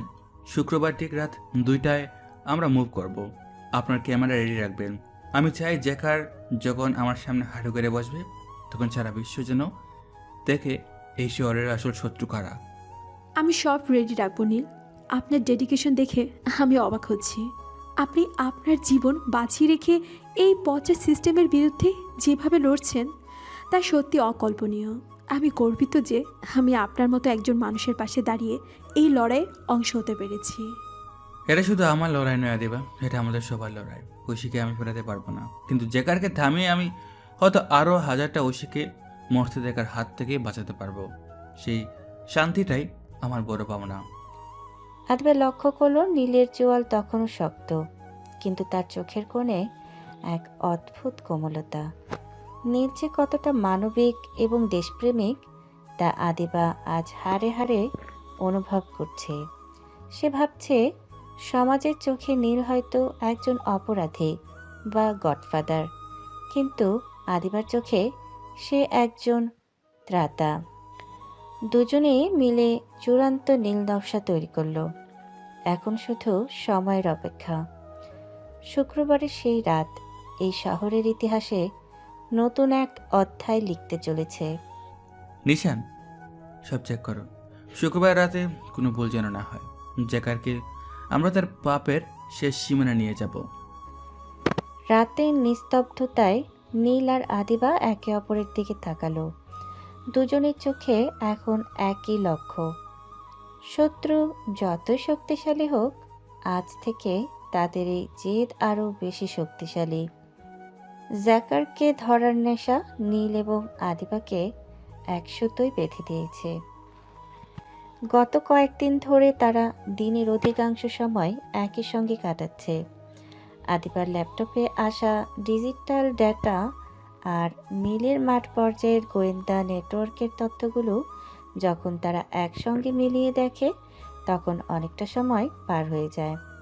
কখনো পরিত্যক্ত গুদামে, কখনো বা নীলের গোপন কন্ট্রোল রুমে বসে তাদের ঘন্টার পর ঘন্টা কাটে। এই দীর্ঘ সময়ে জ্যাকার কোথায় যাচ্ছে, কার সঙ্গে দেখা করছে এবং কখন তাকে নিঃশব্দে আক্রমণ করা যায়, এই ছক কষতে কষতে তারা দুজনে অজান্তে একে অপরের খুব কাছাকাছি চলে আসে। আদিবা দেখুন, জ্যাকার আজ রাত 11টায় এই রিসোর্টের পেছনের গেট দিয়ে বের হবে। ওখানে আমাদের টিম পজিশনে নেবে। আপনি কি নিশ্চিত আপনার সোর্স সঠিক তথ্য দিচ্ছে? হ্যাঁ নীল, আমি নিশ্চিত। এই দেখুন, ওর ফোনের সিগন্যাল এখন এই এলাকাতে স্থির হয়ে আছে। তবে জ্যাকার খুব দ্রুত। আমাদের মুভমেন্টে সামান্য ভুল হলে ও আবার আড়ালে চলে যাবে। কথাটি বলতে বলতে আদিবা হঠাৎ খেয়াল করলো সে নীলের কতটা কাছে দাঁড়িয়ে আছে। নীলের বলিষ্ঠ কাঁধ আর তার গভীর কণ্ঠস্বর আদিবাকে এক মুহূর্তের জন্য অন্যমনস্ক করে দিল। সে যখন মাথা তুলে নীলের দিকে তাকালো, দেখল নীলও স্থির দৃষ্টিতে তার দিকে তাকিয়ে আছে। নীল দেখল আদিবার অবিন্যস্ত চুলগুলো তার কপালে এসে পড়ছে, আর তার চোখে এক অদ্ভুত মায়া। চারদিকের যুদ্ধের উত্তেজনার মাঝেও সেখানে কয়েক সেকেন্ডের জন্য এক নিথর নিস্তব্ধতা নেমে এলো। আপনার চোখে অনেক ক্লান্তি আদিবা। গত 2 দিন আপনি ঠিকমতো ঘুমাননি। চাইলে কিছুক্ষণ বিশ্রাম নিতে পারেন। না নীল, আমি ঠিক আছি। জ্যাকারকে না ধরা পর্যন্ত আমার চোখে ঘুম আসবে না। আপনিও তো ঘুমাননি। আপনার চোখের লাল ভাবটা বলে দিচ্ছে আপনি কতটা চাপে আছেন। আদিবার এই সামান্য যত্নটুকু নীলের হৃদয়ের এক কোণে গিয়ে আঘাত করল। আন্ডারওয়ার্ল্ডের এই কঠোর গডফাদার যে গত কয়েক বছর আবেগ বলতে শুধু আক্রোশকে চিনেছে, সে আজ নিজের ভেতর এক অজানা অস্থিরতা অনুভব করছে। আদিবার হাতের আঙুল যখন ল্যাপটপ সরাতে গিয়ে ভুলে নীলের হাতের উপর পড়ল, তখন দুজনেই এক তীব্র বৈদ্যুতিক শিহরণ অনুভব করল। মুহূর্তেই আদিবা হাতটা সরিয়ে নিল এবং নীলও দ্রুত ম্যাপের দিকে নজর ফেরালো। তারা দুজনেই অনুভব করতে পারল তাদের মধ্যে এক অদৃশ্য অনুভূতির দেয়াল তৈরি হচ্ছে, কিন্তু কেউ সেটা প্রকাশ করল না। নীল জানে তার জীবনটা কাটাভরা, আর আদিবা জানে এখন প্রেমের চেয়ে মিশনটা বড়। তারা দুজনেই সেই অব্যক্ত অনুভূতিটাকে মনের গহীনের কোণে সযত্নে চেপে রাখল। লিসেনকে বলো সব গান লোড করে রাখতে। আজ রাতে কোনো দয়া দেখানো হবে না। আমি ব্যাকআপ টিমকে অ্যালার্ট করে দিচ্ছি নীল। আজকের রাতটা আমাদের জীবনের সবচেয়ে গুরুত্বপূর্ণ রাত। তারা আবার কাজে ডুবে গেল, কিন্তু দুজনের অবচেতন মন একে অপরকে বারবার অনুভব করছিল। সেই না বলা কথাগুলো বাতাসে ভাসতে থাকলো, কিন্তু শব্দের রূপ নিল না। একপাক্ষিক বা দ্বিপাক্ষিক যাই হোক না কেন, এই অনুভূতি এখন এক গোপন যুদ্ধের মতো, যা তারা নিজের ভেতরেই লড়ছে। জ্যাকারকে ধরার এই মিশনে তাদের এই গোপন টান কি কোনো শক্তি হবে নাকি বাধা? শুক্রবারের সেই কাঙ্ক্ষিত রাত, চারদিকে ঘুটঘুটে অন্ধকার। চেক করে নিচ্ছে আর নিশানকে চূড়ান্ত নির্দেশ দিচ্ছে। জ্যাকারকে ধরার জন্য তারা যখন তাদের নিখুঁত প্ল্যানটি এক্সিকিউট করতে যাবে, ঠিক তখনই আদিবা নীলের সামনে এসে দাঁড়ালো। আদিবার চোখে এক অদ্ভুত সংকল্প। সে জানে জ্যাকার কতটা ধূর্ত, তাই সে তার শেষ তরুপের তাসটি ব্যবহার করতে চায়। নীল, আমি অনেক ভেবে দেখেছি জ্যাকার যে পরিমাণে মেয়েবাজি করে এবং মেয়েদের প্রতি তার যে এই অদম্য নেশা আছে, সেটাই আমাদের কাজে লাগানো উচিত। সে মেয়েদের প্রতি খুব সহজে আকৃষ্ট হয়। তাই আমি চাচ্ছিলাম কি, আমি তাকে একটা টোপ দেব। আমি ছদ্মবেশে তার সামনে যাব, আর ও যখন আমাকে ধরার জন্য এগোবে, ঠিক তখনই আপনারা চারপাশ থেকে ওকে ঘিরে ফেলবেন। এতে কাজটা অনেক সহজ হয়ে যাবে। আদিবার মুখ থেকে এই প্রস্তাব শোনার সাথে সাথে নীলের চোয়াল শক্ত হয়ে গেল। তার চোখের মণিতে এক তীব্র আগুনের ঝিলিক দেখা দিল। নীল আদিবার দিকে এক পা এগিয়ে গেল। তার শরীরের প্রতিটি পেশি তখন রাগে কাঁপছে। আদিবার এই ঝুঁকি নেওয়ার কথা শুনে তার মাথার রাগে গরম হয়ে উঠল। আদিবা, খবরদার, একদম না। নিজেকে কোনো সময় বিপদের মধ্যে ফেলার চিন্তাও করবেন না। আপনি কি জানেন জ্যাকার কতটা নীচ আর জানোয়ার? ওর সামনে চুপ হওয়ার মানে হলো বাঘের মুখে নিজের গাড় পেতে দেওয়া। আমি জ্যাকারকে মারতে চাই, কিন্তু তার বিনিময়ে আপনাকে ঝুঁকির মুখে ফেলতে পারবো না। কিন্তু নীল, আপনি বুঝতে পারছেন না, জ্যাকার যখনই কোনো সুন্দরী মেয়েকে দেখে, সে তার সব সতর্কতা ভুলে যায়। এটাই ওকে ধরার সবচেয়ে দ্রুততর উপায়। আমার কিচ্ছু হবে না, আমি জানি। আপনি আশেপাশে থাকবেন। আমি কোনো কথা শুনতে চাই না দিবা। আপনার সাংবাদিকতার বুদ্ধি ল্যাপটপে আর তথ্যের মধ্যে সীমাবদ্ধ রাখুন। ময়দানে কি হয় সেটা আমি ভালো জানি। ঐশীকে হারিয়ে আমি একবার পুড়েছি, আপনাকে হারিয়ে আমি দ্বিতীয়বার চাই হতে পারবো না। এই মিশনের প্ল্যান যেভাবে হয়েছে সেভাবেই হবে। আপনি আমাদের ব্যাকআপ টিমের সাথেই থাকবেন, কোনো কিন্তু চলবে না। নীলের গলার স্বরে এমন এক কর্তৃত্ব আর প্রচ্ছন্ন অধিকার ছিল যে আদিবা আর কথা বাড়াতে পারল না। সে দেখল নীলের চোখে রাগের চেয়েও বেশি ছিল আদিবাকে হারিয়ে ফেলার এক গভীর আতঙ্ক। যদিও নীল তার অনুভূতির কথা কখনো মুখ ফুটে বলেনি, কিন্তু তার এই তীব্র শাসনই বলে দিচ্ছিল আদিবা এখন তার জীবনের কতটা জায়গা দখল করে নিয়েছে। আদিবা মাথা নিচু করে নীলকে শান্ত হতে বলল। নিশান, আদিবাকে সেফ জোনে নিয়ে যাও। জ্যাকার যদি টের পায় যে আমাদের সাথে কোনো সাধারণ মেয়ে আছে, তবে ওকে ঢাল হিসেবে ব্যবহার করবে। আমি সেই ঝুঁকি নিতে পারবো না। আদিবা যখন পেছনের দিকে সরে যাচ্ছিল, সে বুঝতে পারল নীল তাকে কতটা আগলে রাখতে চায়। আন্ডারওয়ার্ল্ডের এই গডফাদার আজ এক ঢাল হয়ে আদিবাকে আড়াল করছে। এদিকে সময় ফুরিয়ে আসছে। জ্যাকার তার নির্দিষ্ট ডারার দিকে এগোচ্ছে। নীল তার কানের টুপিটা মাথায় দিয়ে 9mm পিস্তলটা কোমরে গুজে নিল। আজ রাতে হয় জ্যাকার থাকবে, না হয় নীল। নীল যখন তার বাহিনীর সদস্যদের নিয়ে পজিশন ঠিক করছিল, আদিবা তখন আড়ালে দাঁড়িয়ে নিজের তার যুক্তির লড়াই লড়ছিল। সে জানে নীল তাকে কতটা আগলে রাখতে চায়, কিন্তু সে এটাও জানে যে জ্যাকারকে ধরার এই সুযোগ হাতছাড়া হলে নীল নিজেকে কোনোদিন ক্ষমা করতে পারবে না। আদিবা নিজের ব্যাগে থাকা একটা হালকা ওড়না মাথায় জড়িয়ে নিল এবং নিজের পোশাকটা কিছুটা আলুথালু করে। নীল যেন দূর থেকে তাকে এক অসহায় পথচারী মনে হয়। নীল যখন অন্য এক সদস্যকে নির্দেশ দিতে ব্যস্ত, ঠিক সেই সুযোগে আদিবা নিঃশব্দে সেফ জোনে থেকে বেরিয়ে অন্ধকারের বুক চিরে সামনের দিকে এগোতে শুরু করলো। নীল, আমি জানি আপনি আমাকে নিয়ে ভয় পাচ্ছেন, কিন্তু জ্যাকারকে জ্যান্ত ধরার জন্য এই ঝুঁকিটা আমাদেরকে নিতেই হবে। আপনার বোন ঐশীর জন্য আর আমার এই পচে যাওয়া সিস্টেমের জন্য এইটুকু বিপদ আমি হাসি মুখে মেনে নেব। কিছুক্ষণ পর নীল বাইনোকুলার দিয়ে সামনের রাস্তাটা পর্যবেক্ষণ করার সময় হঠাৎ তার রক্ত হিম হয়ে গেল।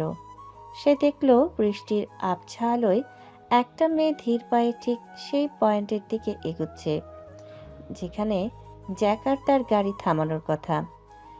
নীল জুম করে দেখল সেই চেনা অবয়ব আদিবা। নীলের মাথার রাগে আর আতঙ্কে ফেটে পড়ার উপক্রম হলো। সে তার হাতের বাইনোকুলারটা সজোরে মাটিতে ছুঁড়ে মারতে গিয়েও নিজেকে নিয়ন্ত্রণ করলো। এই মেয়েটা পাগল হয়ে গেছে। নিশা, দেখছো কি করছে? আমার কথা অমান্য করে একদম মৃত্যুর মুখে পা দিচ্ছে। আমি ওকে বারণ করেছিলাম, কিন্তু ওর জেদের সামনে আমার সব সতর্কতা হার মেনে গেল। স্যার, আদিবা ম্যাডাম তো একদম মেন রোডের মাঝখানে চলে গেছেন।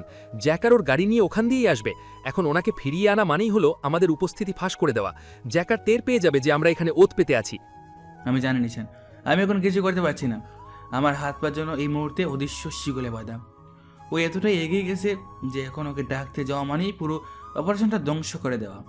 এই মেয়েটা কেন একটা কথাও শুনে না, কেন বারবার নিজেকে এমন ডেঞ্জার জন্য ফেলছে।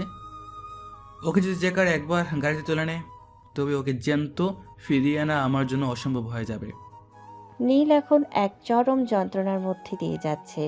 একদিকে তার দীর্ঘদিনের লালিত প্রতিশোধ, অন্যদিকে আদিবার জীবন। সে পাথরের মতো দাঁড়িয়ে দেখল আদিবা রাস্তার ল্যাম্পপোস্টের নিচে দাঁড়িয়ে এদিক ওদিক তাকাচ্ছে, যেন সে কারোর সাহায্যের অপেক্ষা করছে। ঠিক তখনই দূর থেকে হেডলাইটের তীব্র আলো দেখা গেল। একটা কালো রঙের ডামি এইচটি তীব্র গতিতে আদিবার দিকে এগিয়ে আসছে। নীল বুঝতে পারল এটা জ্যাকার। আদিবা, আপনি যদি আজ সুস্থভাবে ফিরে আসেন, তবে আপনার এই জেদের হিসাব আমি কড়ায় ঘণ্টায় বুঝিয়ে দেব। কিন্তু এখন আমাকে শুধু আপনার ছায়া হয়ে থাকতে হবে, গডফাদার হিসাবে নয়, একজন রক্ষক হিসাবে। জ্যাকারের গাড়িটা আদিবার ঠিক সামনে এসে কষে ব্রেক করলো। গাড়ির জানালা ধীরে ধীরে নামতে শুরু করলো। নীল তার স্নাইপার রাইফেলটা তাক করলো জ্যাকারের গাড়ির টায়ারের দিকে। তার আঙুল ট্রিগারে কাঁপছে না ঠিকই, কিন্তু তার হৃৎপিণ্ডটা এখন আদিবার জন্য তীব্রভাবে ধকধক করছে। এই ভয়ঙ্কর দাবা খেলায় আদিবা এখন নিজেকে সবচাইতে বড় খুঁটি হিসেবে সাজিয়ে দিয়েছে, যার রাজা স্বয়ং আন্ডারওয়ার্ল্ডের গডফাদার নীল। বৃষ্টির ঝাপটায় চারপাশ আবছা হয়ে এলো। নীলের তীক্ষ্ণ নজর শুধু আদিবার দিকে স্থির হয়ে আছে। জ্যাকারের কালো এইচটি গাড়িটা রাস্তার ধারে থামল। গাড়ির ভেতর থেকে জ্যাকার বেরিয়ে এলো। তার পরনে দামি সিল্কের শার্ট আর গলায় মোটা সোনার চেন। সে খুব ধীর পায়ে আদিবার দিকে এগিয়ে যাচ্ছে। দূর থেকে দেখা যাচ্ছিল জ্যাকারের সেই বীভৎস লোলুপ দৃষ্টি, যা দিয়ে সে আদিবাকে আপদমস্তক খুঁটিয়ে দেখছে। আন্ডারওয়ার্ল্ডের এই নরক পিশাচের চোখে এখন শিকার ধরার আনন্দ। যে সুন্দরী, এত রাতেই নির্জন রাস্তায় একা একা ফিরছেন কেন? আপনাকে দেখে তো কোনো সাধারণ মেয়ে মনে হচ্ছে না। আপনি কোথায় যাচ্ছেন? আপনাকে কি কোনোভাবে আমি সাহায্য করতে পারি? আমার গাড়িটা কিন্তু খুব আরামদায়ক, চাইলে আপনাকে গন্তব্যে পৌঁছে দিতে পারি। আদিবা তার অভিনয় বজায় রেখে কিছুটা থতমত খেয়ে দাঁড়ালো। সে নিজেকে এমনভাবে উপস্থাপন করলো যেন সে খুব ভয় পেয়েছে এবং নিরুপায়, কিন্তু আড়ালে থাকা নীলের অবস্থা তখন বর্ণনাতীত। জ্যাকার যখন আদিবার খুব কাছে গিয়ে দাঁড়ালো, নীলের হাতের মুষ্টি এমনভাবে শক্ত হলো যে তার নখের চাপে তালু থেকে রক্ত বের হওয়ার উপক্রম। জ্যাকার আদিবার থেকে যেভাবে ঝুঁকে কথা বলছে তা দেখে নীলের শরীরের প্রতিটি রক্তবিন্দু টকবক করে ফুটছে। শয়তান, তোর এই নোংরা নজর আদিবার উপর দেওয়ার সাহস করিস কি করে?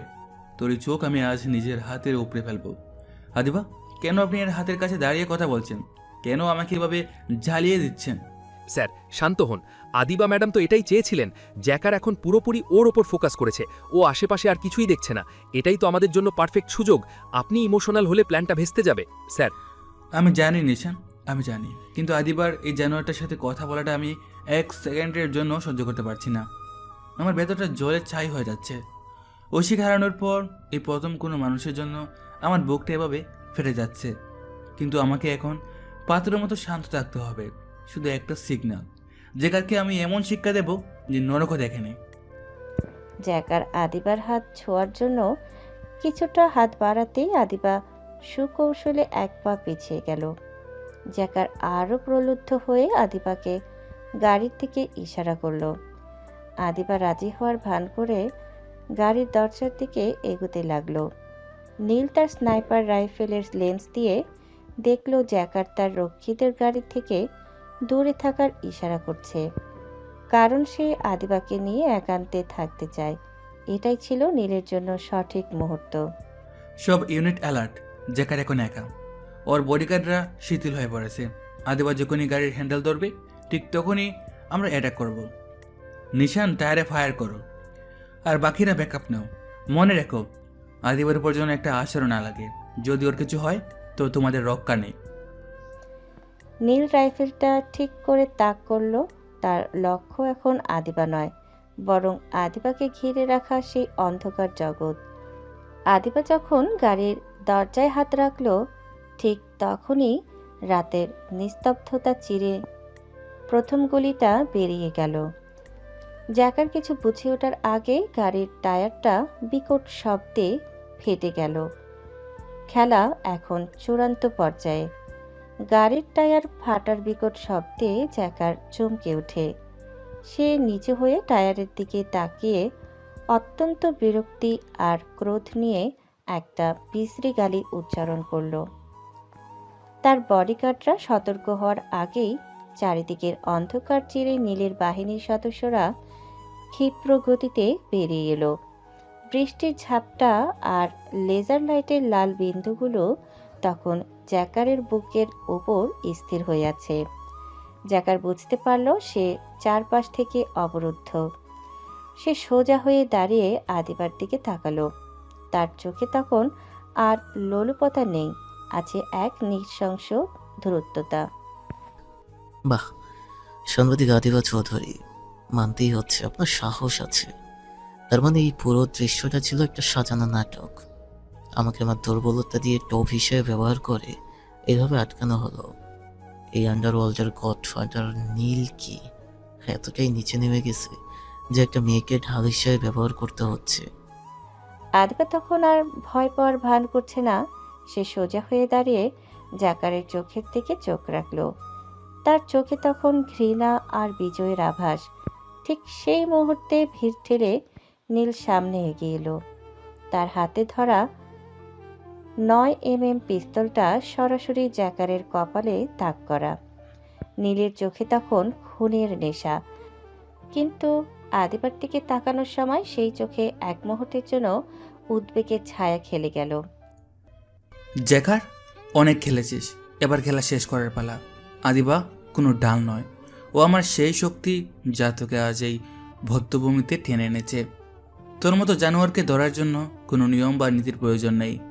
তুই ঐশীকে যেভাবে কেড়ে নিয়েছিলি, আজ আমি তোকে তার চেয়েও বড় নরক দেখাবো। নীল আহসান, সেই ভাঙা হৃদয়ের ভাই যে আজ গডফাদার সেজেছে। তুই আমাকে মারলে কি তোর বোন ফিরে আসবে? আর এই মেয়েটা, ও কি জানে তুই কত বড় খুনি? ও আজ তোকে সাহায্য করেছে, কাল হয়তো তুই ওকেও শেষ করে দিবি। তোর মুখে আমার নাম মানায় না নিশান। ওর বডিগার্ডদের ডিসআর্ম করো আর জ্যাকারকে গাড়ির সাথে হাত করা দিয়ে বাঁধো। আমি চাই ও আজ দেখুক এই শহরের সাধারণ মানুষ ওর এই পথন দেখে কতটা খুশি হয়। আদিবা নীলের পাশে গিয়ে দাঁড়ালো। গোলাগুলির ভয়ঙ্কর পরিবেশ থাকলেও নীলের পাশে থাকাটা তাকে এক অদ্ভুত নিরাপত্তা দিচ্ছিল।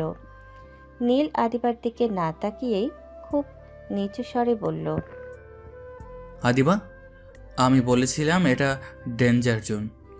আপনি যে ঝুঁকি নিয়েছেন তার হিসাব আমি পরে নেব। এখন নিশান আর অন্যদের সাথে গাড়িতে যান, আমি এই ময়লাটা পরিষ্কার করে আসছি। জ্যাকার তখনও হাসছে, কিন্তু সেই হাসি এখন ফ্যাকাশে হয়ে আসছে। সে বুঝতে পারছে নীলের এবারের আক্রোশ থেকে বাঁচার কোনো পথ নেই। আদিবা লক্ষ্য করল নীলের পিস্তল ধরা হাতটা রাগে কাঁপছে। জ্যাকারকে হাতের কাছে পেয়েও সে নিজেকে নিয়ন্ত্রণ করছে শুধু আদিবার উপস্থিতির কারণে। আদিবা জানে আজ রাতে জ্যাকারকে কোনো সাধারণ জেলে পাঠানো হবে না। আজ রাতে নীল তার নিজের আদালতেই বিচার করবে। বৃষ্টির বেগ আরও বেড়ে গেছে, যেন আকাশও আজ এক পাপিষ্ঠের বিনাশ দেখার অপেক্ষায় আছে। নীলের ইশারায় নিশান এবং তার সদস্যরা জ্যাকারকে টেনে হিচড়ে রাস্তার পাশের একটি জনশূন্য খোলা জায়গায় নিয়ে এলো। জ্যাকারকে 4 হাত পা ছড়িয়ে শক্ত লোহার খুঁটির সাথে শিকল দিয়ে বেঁধে ফেলা হলো। আদিবা কয়েক হাত দূরে দাঁড়িয়ে সব দেখছে। তার চোখে এখন আর আগের সেই সাধারণ মেয়ের ভয় নেই। আর জ্যাকারকে এভাবে অসহায় অবস্থায় দেখেও তার মনে করুণার লেশ মাত্র নেই। সে জানে এই সেই লোক যে হাজারো ঐশীর জীবন চকলেটের বিষে নীল করে দিয়েছে। জ্যাকার, মনে পড়ে সেই ট্রাকের কথা? মনে পড়ে ওই শিশি হাতটা যেটা জানলার বাইরে ঝুলেছিল? তুই তো সেদিন খুব হাসছিলি, আজ হাসছিস না কেন? তোকে আজ আমি এমন যন্ত্রণায় মারব যে তুই প্রতি সেকেন্ডও মৃত্যুকে ভিক্ষা চাইবি, কিন্তু মৃত্যু তোর কাছে আসবে না। নীল তার জ্যাকেট থেকে একটি ধারালো ছোট ছুরি বের করলো। সে ধীর পায়ে জ্যাকারের সামনে গিয়ে দাঁড়ালো। আদিবা দেখল নীলের অবয়ব এখন আর কোনো মানুষের মতো নয়, সে যেন সাক্ষাৎ আজরাইল। নীল প্রথম আঘাতটা করল জ্যাকারের পায়ে। জ্যাকার যন্ত্রণায় এক বিকট চিৎকার দিয়ে উঠল, যা রাতের নিস্তব্ধতা চিরে গেল। ওহ নীল, আমাকে মেরে ফেলে একেবারে, এত কষ্ট দিস না প্লিজ। মেরে ফেলবো? এত সহজ? তুই তো ঐশীকে একবারে মারিসনি জ্যাকার, তুই একে তিল তিল করে শেষ করেছিস। প্রতিটা ড্রাগের নেশায় তুই এক একটা পরিবার ধ্বংস করেছিস। আজ তোর প্রতিটা অঙ্গ তার প্রায়শ্চিত্ত করবে। নীলের নির্দেশে নিশান এক বালতি ঘন নুন মিশ্রিত জল নিয়ে এলো। নীল জ্যাকারের কাটা খাগুলোতে সেই নোনা জল ঢেলে দিল। জ্যাকার ছটফট করতে লাগলো। তার গলার রগগুলো ফুলে উঠেছে। যন্ত্রণায় সে বারবার জ্ঞান হারাচ্ছিল, কিন্তু নীলের সদস্যরা তাকে বারবার ঠান্ডা জল ঢেলে জাগিয়ে তুলছিল। আদিবা এই দৃশ্য দেখে চোখ সরিয়ে নিল না। সে দেখল কিভাবে সমাজের এই নোংরা কীটটা যন্ত্রণায় কাতরাচ্ছে। তার মনে হচ্ছিল আজ প্রতিটি মৃত বোনের আত্মা শান্ত হচ্ছে। এবার তোর সেই হাত দুটো কাটার পালা, যে হাত দিয়ে তুই নিষ্পাপ বাচ্চাদের বিষ তুলে দিতি। নিশান, আমারটা নিয়ে এসো। নীলের কথা শেষ হতেই একটা বিশাল হাড়ি হাতুড়ি নিয়ে এলো। নীল নিজে হাতুড়িটা হাতে নিল এবং জ্যাকারকে কিছু বুঝে ওঠার সুযোগ না দিয়ে তার আঙুলগুলোর উপর সজোরে আঘাত করলো। একটা একটা করে আঙুল পিষে চ্যাপ্টা হয়ে গেল। জ্যাকারের মুখ দিয়ে এখন আর চিৎকার বের হচ্ছে না, শুধু এক গোঙানির শব্দ আসছে। তার চোখ দুটো কোটর থেকে বেরিয়ে আসার উপক্রম। অন্য সময় হলে হয়তো আমি এই বিভৎসতা সহ্য করতে পারতাম না, কিন্তু আজ আমার ঘৃণা সব মায়াকে গ্রাস করে নিয়েছে। নীল যা করছে তা আইন হয়তো সমর্থন করবে না, কিন্তু প্রকৃতি আজ এই বিচারই চেয়েছিল। এই কীটটার ধ্বংস হওয়া খুব প্রয়োজন। প্রায় 1 ঘন্টা ধরে নীল আর তার সদস্যরা জ্যাকারকে পৈশাচিক যন্ত্রণার মধ্য দিয়ে নিয়ে গেল। জ্যাকারের শরীরের প্রতিটি হাড় নীল ভেঙে চুরমার করে দিল। শেষে জ্যাকার যখন প্রায় আত্মরা অবস্থায় নিঃশ্বাস নিতে হাঁপাচ্ছিল, নীল তার পিস্তলটা বের করে জ্যাকারের কপালে ঠেকালো। নীলের দু চোখ দিয়ে তখনও জল পড়ছে। সেটা কষ্টের নয়, সেটা দীর্ঘদিনের অপমানের প্রতিশোধ নেওয়ার তৃপ্তির জল।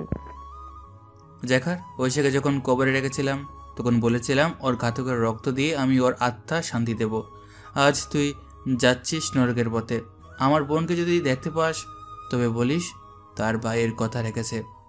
বৃষ্টির গর্জনের মাঝে একটা গুলির শব্দ হলো। জাকারের দেহটা নিথর হয়ে ঝুলে পড়ল। আন্ডারওয়ার্ল্ডের সে কুখ্যাত ড্রাগ ডিলারের রক্তবৃষ্টির জলে মিশে নর্দমায় চলে গেল। নীল পিস্তলটা নিচে ফেলে দিয়ে হাঁটু গিরে মাটিতে বসে পড়ল। তার সব শক্তি যেন শেষ হয়ে গেছে। আদিবা দৌড়ে গিয়ে নীলের পাশে দাঁড়ালো। সে নীলের রক্তমাখা হাত দুটো ধরল। আজ তাদের দুজনের মাঝে কোনো আড়াল নেই। নীল, সব শেষ। ও মারা গেছে। আপনি আপনার প্রতিশ্রুতি রেখেছেন। এবার একটু শান্ত হন। নীল আদিবার দিকে তাকালো। তার চোখে এখন আর খুনের নেশা নেই, আছে এক বুক খালি শূন্যতা। সে আদিবাকে চাপটে ধরে বাচ্চার মতো কেঁদে উঠল। যে গডফাদার পুরো শহরকে কাঁপিয়ে দিল, সে আজ এক পরম মমতার ছায়া খুঁজছে আদিবার মাঝে। আদিবা তাকে নিজের বুকের সাথে জড়িয়ে ধরে রাখল। বৃষ্টির জলে তাদের দুজনের চোখের জল আর অপরাধীর রক্ত সব একাকার হয়ে গেল।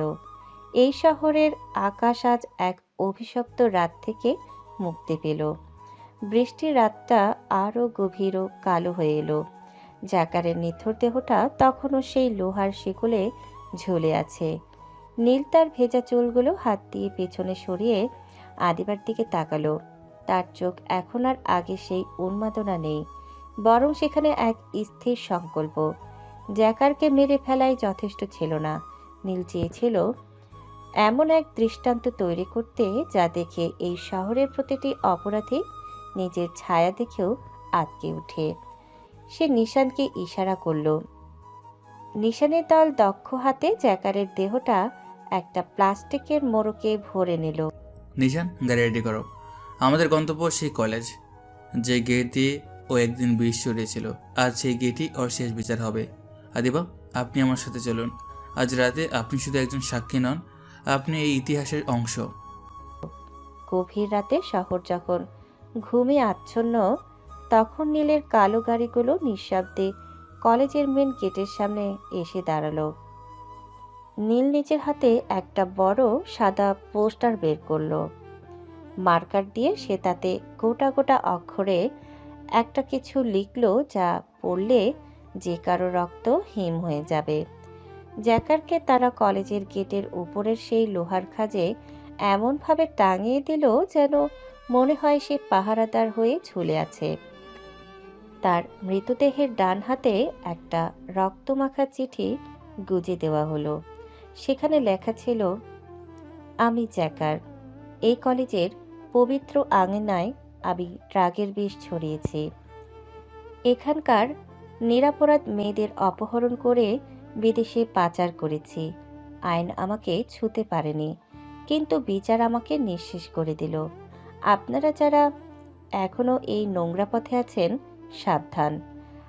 আপনাদের অবস্থাও এই আমার মতোই হবে। এই শহরে আর কোনো ঐশীকে মরতে দেওয়া হবে না। ভোর হওয়ার ঠিক আগে আগে নীল আর তার দল সেখান থেকে অদৃশ্য হয়ে গেল। সকালে প্রথম আলো ফুটতেই কলেজের দারোয়ান গেট খুলতে গিয়ে চিৎকার দিয়ে অজ্ঞান হয়ে পড়ে গেল। মুহূর্তের মধ্যে খবরটা দাবানলের মতো ছড়িয়ে পড়ল পুরো শহরে। পুলিশ, সিআইডি আর মিডিয়ার ভিড়ে কলেজের চত্বরে রণক্ষেত্রে পরিণত হলো। প্রতিটি নিউজ চ্যানেলের ক্যামেরা এখন সেই ঝুলন্ত লাশের দিকে।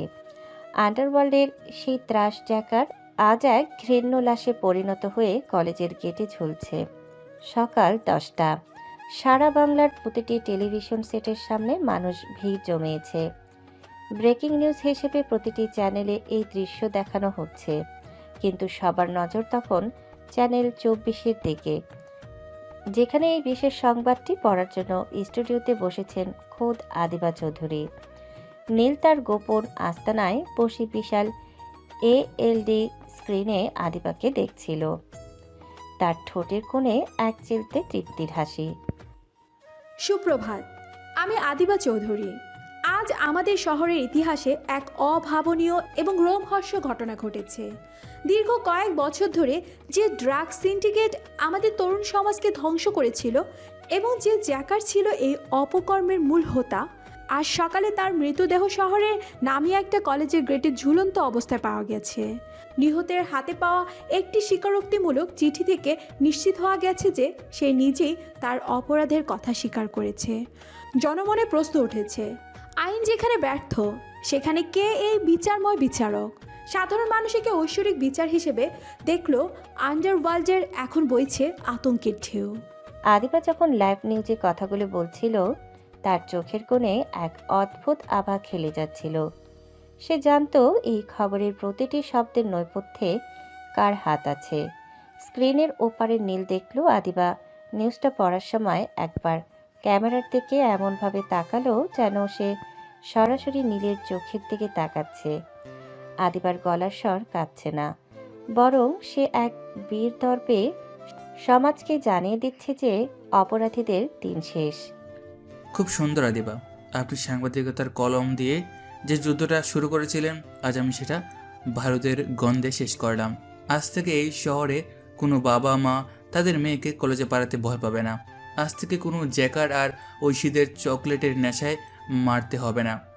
টিভি জুড়ে এখন শুধু জ্যাকার আর সেই রহস্যময় চিঠির হেডলাইন, কে এই গডফাদার? বিচারের নতুন নাম কি নীল? এমন সব শিরোনামে ফেসবুক আর নিউজ পোর্টালগুলো সয়লাভ। সাধারণ মানুষ কমেন্ট সেকশনে খুশিতে ফেটে পড়েছে। তারা একে বাস্তব জীবনের রবিনহুড বা অন্ধকারের রাক্ষস হিসেবে আখ্যা দিচ্ছে। নীল চেয়ারে হেলান দিয়ে চোখ বন্ধ করল। তার কানের ভেতর যেন ঐশীর হাসির শব্দ বাজছে। তার এতদিনের হাহাকার আজ কিছুটা হলেও শান্ত হলো। পুলিশ কমিশনার অলরেডি চারদিকে ফোর্স নামিয়েছেন, তারা আপনাকে খোঁজার চেষ্টা করছে। আদিবা ম্যামের নিউজের পর চাপ আরও বেড়েছে। আমাদের কি এখন আন্ডারগ্রাউন্ডে চলে যাওয়া উচিত? পুলিশ তাদের কাজ করুক নিশান, তার তো সবসময় অপরাধীদের পেছনে ছুটে। আমি তো অপরাধ করিনি, আমি তো শুধু ময়লা পরিষ্কার করেছি। আদিবাকে বলো আজ রাতে আমাদের সেই পুরনো কারখানায় একবার আসতে। আমাদের এই জার্নিটা এখনই শেষ হয়নি। আদিবা ছাড়া এই জয়ের স্বাদ পূর্ণ হবে না। সারা শহরে যখন আলোচনার ঝড় বইছে, নীল তখন একাকী এক প্রশান্তি উপভোগ করছিল। সে জানে সে আইনের চোখে অপরাধী হতে পারে, কিন্তু সেই সব মা বোনদের চোখে সে এখন একমাত্র ভরসা। আর আদিবা চৌধুরী, সে আজ থেকে আর শুধু একজন রিপোর্টার নয়, সে এখন এক গডফাদারের অনুপ্রেরণা। বাংলার প্রতিটি মানুষ আজ সেই চিঠির কথাগুলো মুখে মুখে ফিরছে। অপরাধের এক অন্ধ সাম্রাজ্য আজ এক নির্ভীক ফুচকাওয়ালার হাতে ধুলোয় মিশে গেছে। জ্যাকারের সেই বিভৎস মৃতদেহ আর চিঠির খবর দাবানলের মতো ছড়িয়ে পড়ার পর পরিস্থিতি দ্রুত উত্তপ্ত হতে শুরু করে। পুলিশ কমিশনের নির্দেশে পুরো শহর ব্লক রেড দেওয়া শুরু হয়। নিশান বুঝতে পারে পরিস্থিতি এখন হাতের বাইরে চলে যাচ্ছে। নীল তখনও সেই কলেজের গেটের অদূরে অন্ধকারে দাঁড়িয়ে নিজের করা বিচারের দৃশ্যটা দেখছিল। স্যার, পুলিশ ফোর্স এদিকেই আসছে। আপনার ইমোশনাল হওয়ার সময় এটা নয়, আমাদের এখনই এখান থেকে সরতে হবে। চলুন। নিশান প্রায় জোর করেই নীলকে গাড়িতে তুলে সেখান থেকে নিরাপদ আস্তনার উদ্দেশ্যে রওনা হয়। অন্যদিকে অফিস থেকে কাজ শেষ করে বাড়ি ফেরার পথে আদিবা এক অভূতপূর্ব দৃশ্য প্রত্যক্ষ করে। সে দেখে কলেজের সামনে ভিড় করে থাকা শত শত মা বোনদের চোখে আজ আতঙ্কের বদলে জল। তারা আকাশের দিকে হাত তুলে সেই অজ্ঞাত মানুষটির জন্য দোয়া করছে, যে জ্যাকারকে পৃথিবী থেকে সরিয়ে দিয়েছে। একজন মা কাঁদছিলেন আর বলছিলেন যে আমার কলিজার টুকরাকে বাঁচিয়েছে, আল্লাহ যেন তাকে সারা জীবন আগলে রাখেন। সাধারণ মানুষের এই অকৃত্রিম ভালোবাসা আর তৃপ্তি দেখে আদিবার মন এক অপার্থিব প্রশান্তিতে ভরে যায়। আপনি সফল। আজ আপনি শুধু আপনার বোনের প্রতিশোধ নেননি, আপনি হাজারো মায়ের চোখের জল মুছে দিয়েছেন। এই শহর আপনাকে ঘৃণা নয়, আজ থেকে আজীবন ভালোবাসবে, মনে রাখবে। খুশিতে ডগমগ হয়ে আদিবা দ্রুত নীলের আস্তানায় ছুটে আসে। সেই পরম তৃপ্তির খবরটা নীলকে নিজের কানে শোনাতে চায়। সে বলতে চায় যে নীল কোনো অপরাধী নয়, সে এই শহরের ত্রাণকর্তা। কিন্তু আস্তানায় পৌঁছে আদিবা থমকে দাঁড়ালো। পুরো বাড়ি নিস্তব্ধ, কোথাও কেউ নেই। আদিবা প্রতিটি ঘরে নীলকে খুঁজল, কিন্তু নীলের কোনো চিহ্ন নেই। নিশানকেও কোথাও পাওয়া যাচ্ছে না। আদিবা ভেবেছিল হয়তো নিরাপত্তার খাতিরে নীল সাময়িকভাবে কোথাও সরে গেছে, কিন্তু দেখতে দেখতে 1 মাস কেটে গেল। আদিবা প্রতিদিন সেই পুরনো কারখানায় যায়, নীলের আস্তানার দরজায় দাঁড়িয়ে থাকে, কিন্তু সেই চেনা গম্ভীর কণ্ঠস্বর আর শুনতে পায় না। নীলের ফোন বন্ধ, তার গোয়েন্দা নেটওয়ার্কের কোনো হদিস নেই। নীল যেন কর্পূরের মতো বাতাসে মিলিয়ে গেছে। 1 মাস ধরে নীলকে খুঁজে না পেয়ে আদিবা পুরোপুরি ভেঙে পড়ে। তার সাংবাদিকতায় মন বসে না। রাতের পর রাত সে বারান্দায় দাঁড়িয়ে আকাশের দিকে তাকিয়ে থাকে। আপনি কোথায় নীল? আপনি কি একবারও ভাবলেন না আমার কথা? এই শহরকে আপনি মুক্তি দিলেন, কিন্তু আমাকে এক বিশাল বিষণ্ণতায় খাঁচায় বন্দি করে গেলেন কেন? আপনি তো জানতেন না নীল, আপনাকে খুঁজতে খুঁজতে আমি আমার নিজেকে হারিয়ে ফেলেছি। আদিবা অনুভব করতে পারে নীলকে ছাড়া তার জীবন এখন মরুভূমির মতো থুথু করছে। যে মানুষটাকে সে একদিন ঘৃণা করেছিল, যার অপরাধের খবর সে দুনিয়াকে জানাতে চেয়েছিল, আজ সেই মানুষটার অভাব তাকে তিল তিল করে শেষ করে দিচ্ছে। আদিবা বুঝতে পারে জ্যাকারকে ধরার লড়াইয়ে সে শুধু নীলের সহযোগী ছিল না, সে তার অজান্তেই নীলের প্রেমে পড়ে গিয়েছিল। এক ভয়ঙ্কর, নিষিদ্ধ অথচ পবিত্র প্রেম। সে নীলকে প্রচণ্ড ভালোবেসে এই সত্যটা আজ তার নিঃসঙ্গতা তাকে চিৎকার করে বলে দিচ্ছে। আদিবার করুণ দশা দেখে তার অফিসের সহকর্মীরাও অবাক হয়, কিন্তু আদিবার মনের ভেতরে যে নীল রঙের দহন চলছে তা কেউ জানে না। ফিরে আসুন নীল, আপনি ফিরে না আসা পর্যন্ত এই বিজয় আমার কাছে অর্থহীন। আমি আপনাকে ভালোবাসি, আমি আপনাকে অনেক বেশি ভালোবাসি। সময় বয়ে যায় তার আপন গতিতে। দেখতে দেখতে 2 মাস পার হয়ে গেল। নীল নেই, এই রূঢ় সত্যটা আদিবা যেন মেনে নিতেই পারছিল না। তার উজ্জ্বল দুচোখের নিচে আজ কালচে ছায়া পড়েছে।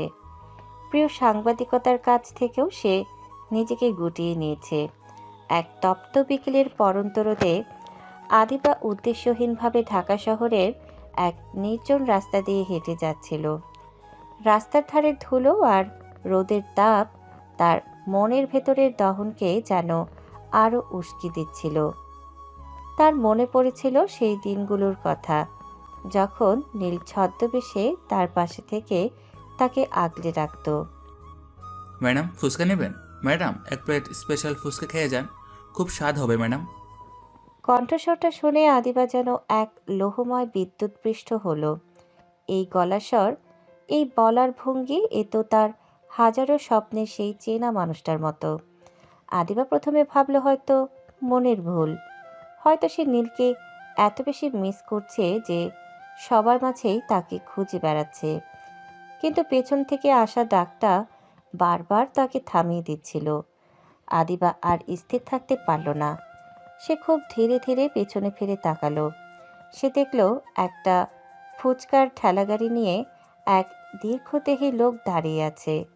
লোকটার মাথায় একটা কালো ক্যাপ, যা তার অর্ধেক মুখ ঢেকে রেখেছে। ম্যাডাম এভাবে তাকিয়ে আছেন কেন? 1 প্লেট দিয়ে দেবো নাকি? লোকটা যখন আদিবার চোখের দিকে তাকালো, আদিবার হৃদস্পন্দন যেন এক মুহূর্তের জন্য বন্ধ হয়ে গেল। ক্যাপের নিচে থাকা সেই তীক্ষ্ণ মায়াবী চোখ দুটো আদিবার ভেতর পর্যন্ত কাঁপিয়ে দিল। আদিবা কয়েক পা এগিয়ে গেল। লোকটা যখন ধীর হাতে তার মাথার ক্যাপটা সামান্য উপরে সরালো, আদিবা পুরো অবাক হয়ে পাথর হয়ে দাঁড়িয়ে রইল। লোকটা আর কেউ নয়, স্বয়ং নীল। আন্ডারওয়ার্ল্ডের সেই গডফাদার আজ আবার তার সেই পুরনো ছদ্মবেশে ফিরে এসেছে। আদিবা আর এক মুহূর্ত দেরি করল না। সে লোকলজ্জা, সমাজ কিংবা রাস্তার মানুষের উপস্থিতির কথা পুরোপুরি ভুলে গেল। সে তীব্র বেগে দৌড়ে গিয়ে নীলকে শক্ত করে জড়িয়ে ধরল। তার দু চোখ দিয়ে তখন বাঁধ ভাঙা জল গড়িয়ে পড়ছে। নীল, এতদিন কোথায় ছিলেন আপনি? কেন এভাবে আমাকে একা ফেলে চলে গিয়েছিলেন? আপনি কি একবারও ভাবলেন না আমার কি হবে? আমি প্রতিটা দিন, প্রতিটা রাত আপনাকে পাগলের মতো খুঁজেছি। কেন আমার সামনে আসেনি নীল? তবে কি আপনি আমাকে একটু পছন্দ করেন না? আপনি কি বুঝতে পারেন না যে আমি আপনাকে কতটা ভালোবাসি? কেন আমার ভালোবাসা আপনি বুঝতে পারেন না নীল? কেন? আদিবা, শান্ত হন। নিজেকে আড়াল করাটা আমার জন্য খুব জরুরি ছিল। পুলিশ আর প্রশাসন আমাকে থন্ন করে করছিল। আমি চাইনি আমার কারণে আপনার উপর কোনো বিপদ নেমে আসুক। আমি আপনাকে পছন্দ করি না, এটা ভাবলে কি করে? আপনাকে বিপদমুক্ত রাখার জন্যই তো আমি আপনার থেকে দূরে ছিলাম। আপনি কি আসলেই এত বোকা নীল? আপনার বিপদ মানে তো আমারও বিপদ। আপনাকে ছাড়া এই জয়, এই মুক্তি সব আমার কাছে অর্থহীন। আমি আর আপনাকে কোথাও যেতে দিব না, কোথাও না। নীল এক পরম মমতায় আদিবার চোখের জল মুছে দিল। তার পাথরের মতো কঠিন মনে আজ ভালোবাসার প্লাবন বয়ে যাচ্ছে। সে বুঝল সে শুধু শহরকে অপরাধমুক্ত করেনি, সে আদিবার হৃদয়ে নিজের স্থায়ী বসত গড়ে নিয়েছে।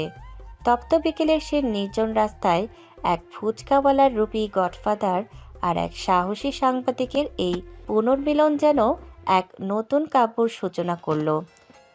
নীল বুঝতে পারল আদিবারের তীব্র ভালোবাসাই তার জীবনের সবচেয়ে বড় প্রাপ্তি। তপ্ত বিকেলের সেই নির্জন রাস্তায় সময় যেন থমকে দাঁড়িয়েছে। আদিবার ডুকরে ওঠা কান্না আর অভিমানী অভিযোগগুলো নীলের বুকের ভেতরটা ওলট পালট করে দিচ্ছিল। নীল দুই হাতে আদিবার মুখটা তুলে ধরল। তার নিজের চোখও আজ ছলছল করছে। যে নীল সারা জীবন আবেগকে পাথর চাপা দিয়ে রেখেছিল, আজ সে আদিবার সামনে পুরোপুরি নিঃস্বার্থ। আদিবা, শান্ত হন। আপনি কি মনে করেন এই 2 মাস আমি খুব শান্তিতে ছিলাম? প্রতিটা মুহূর্ত আমি আপনাকে দেখার জন্য ছটফট করছি। দূর থেকে আড়ালে দাঁড়িয়ে আমি আপনাকে দেখেছি। আপনার মন খারাপ দেখে নিজের ভেতরটা পুরো খাক হয়ে যেত। কিন্তু জ্যাকারকে মারার পর পুরো প্রশাসন আমার পিছনে লেগেছিল। আমি আপনাকে ভালোবাসতাম বলেই দূরে গিয়েছিলাম, যেন আমার ছায়া আপনার উজ্জ্বল ক্যারিয়ার আর জীবনকে নষ্ট না করতে পারে। আমি আপনাকে প্রচণ্ড ভালোবাসি আদিবা, হয়তো নিজের জীবনের চেয়েও বেশি। নীলের মুখে সরাসরি ভালোবাসার এই স্বীকারোক্তি শুনে আদিবা শান্ত হয়ে এলো। তার এতদিনের জমানো সব মান অভিমান এক নিমেষে ধুলে মুছে গেল। সে নীলের হাতে নিজের হাতটা শক্ত করে চেপে ধরল। বিকেলের রোদ তখন মরে এসেছে।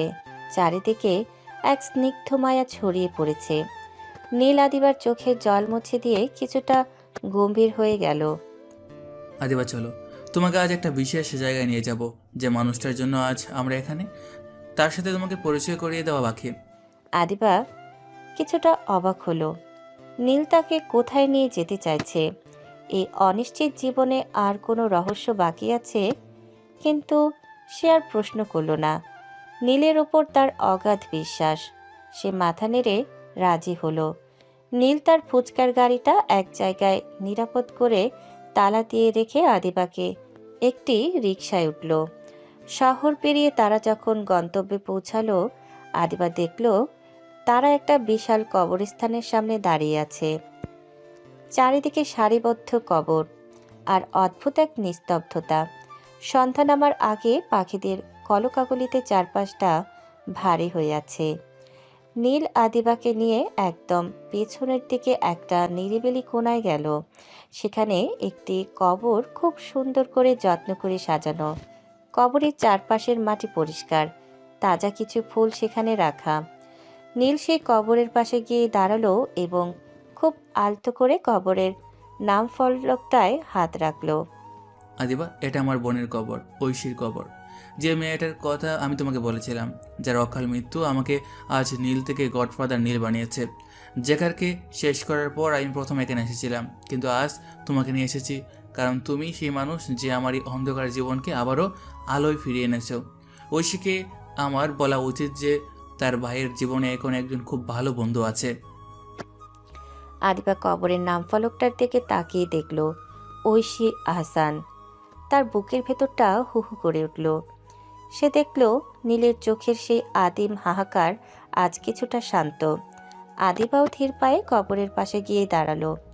তারা দুজনে মিলে পরম ভক্তি আর শ্রদ্ধার সাথে ঐশীর জন্য দোয়া এবং মোনাজাত করলো।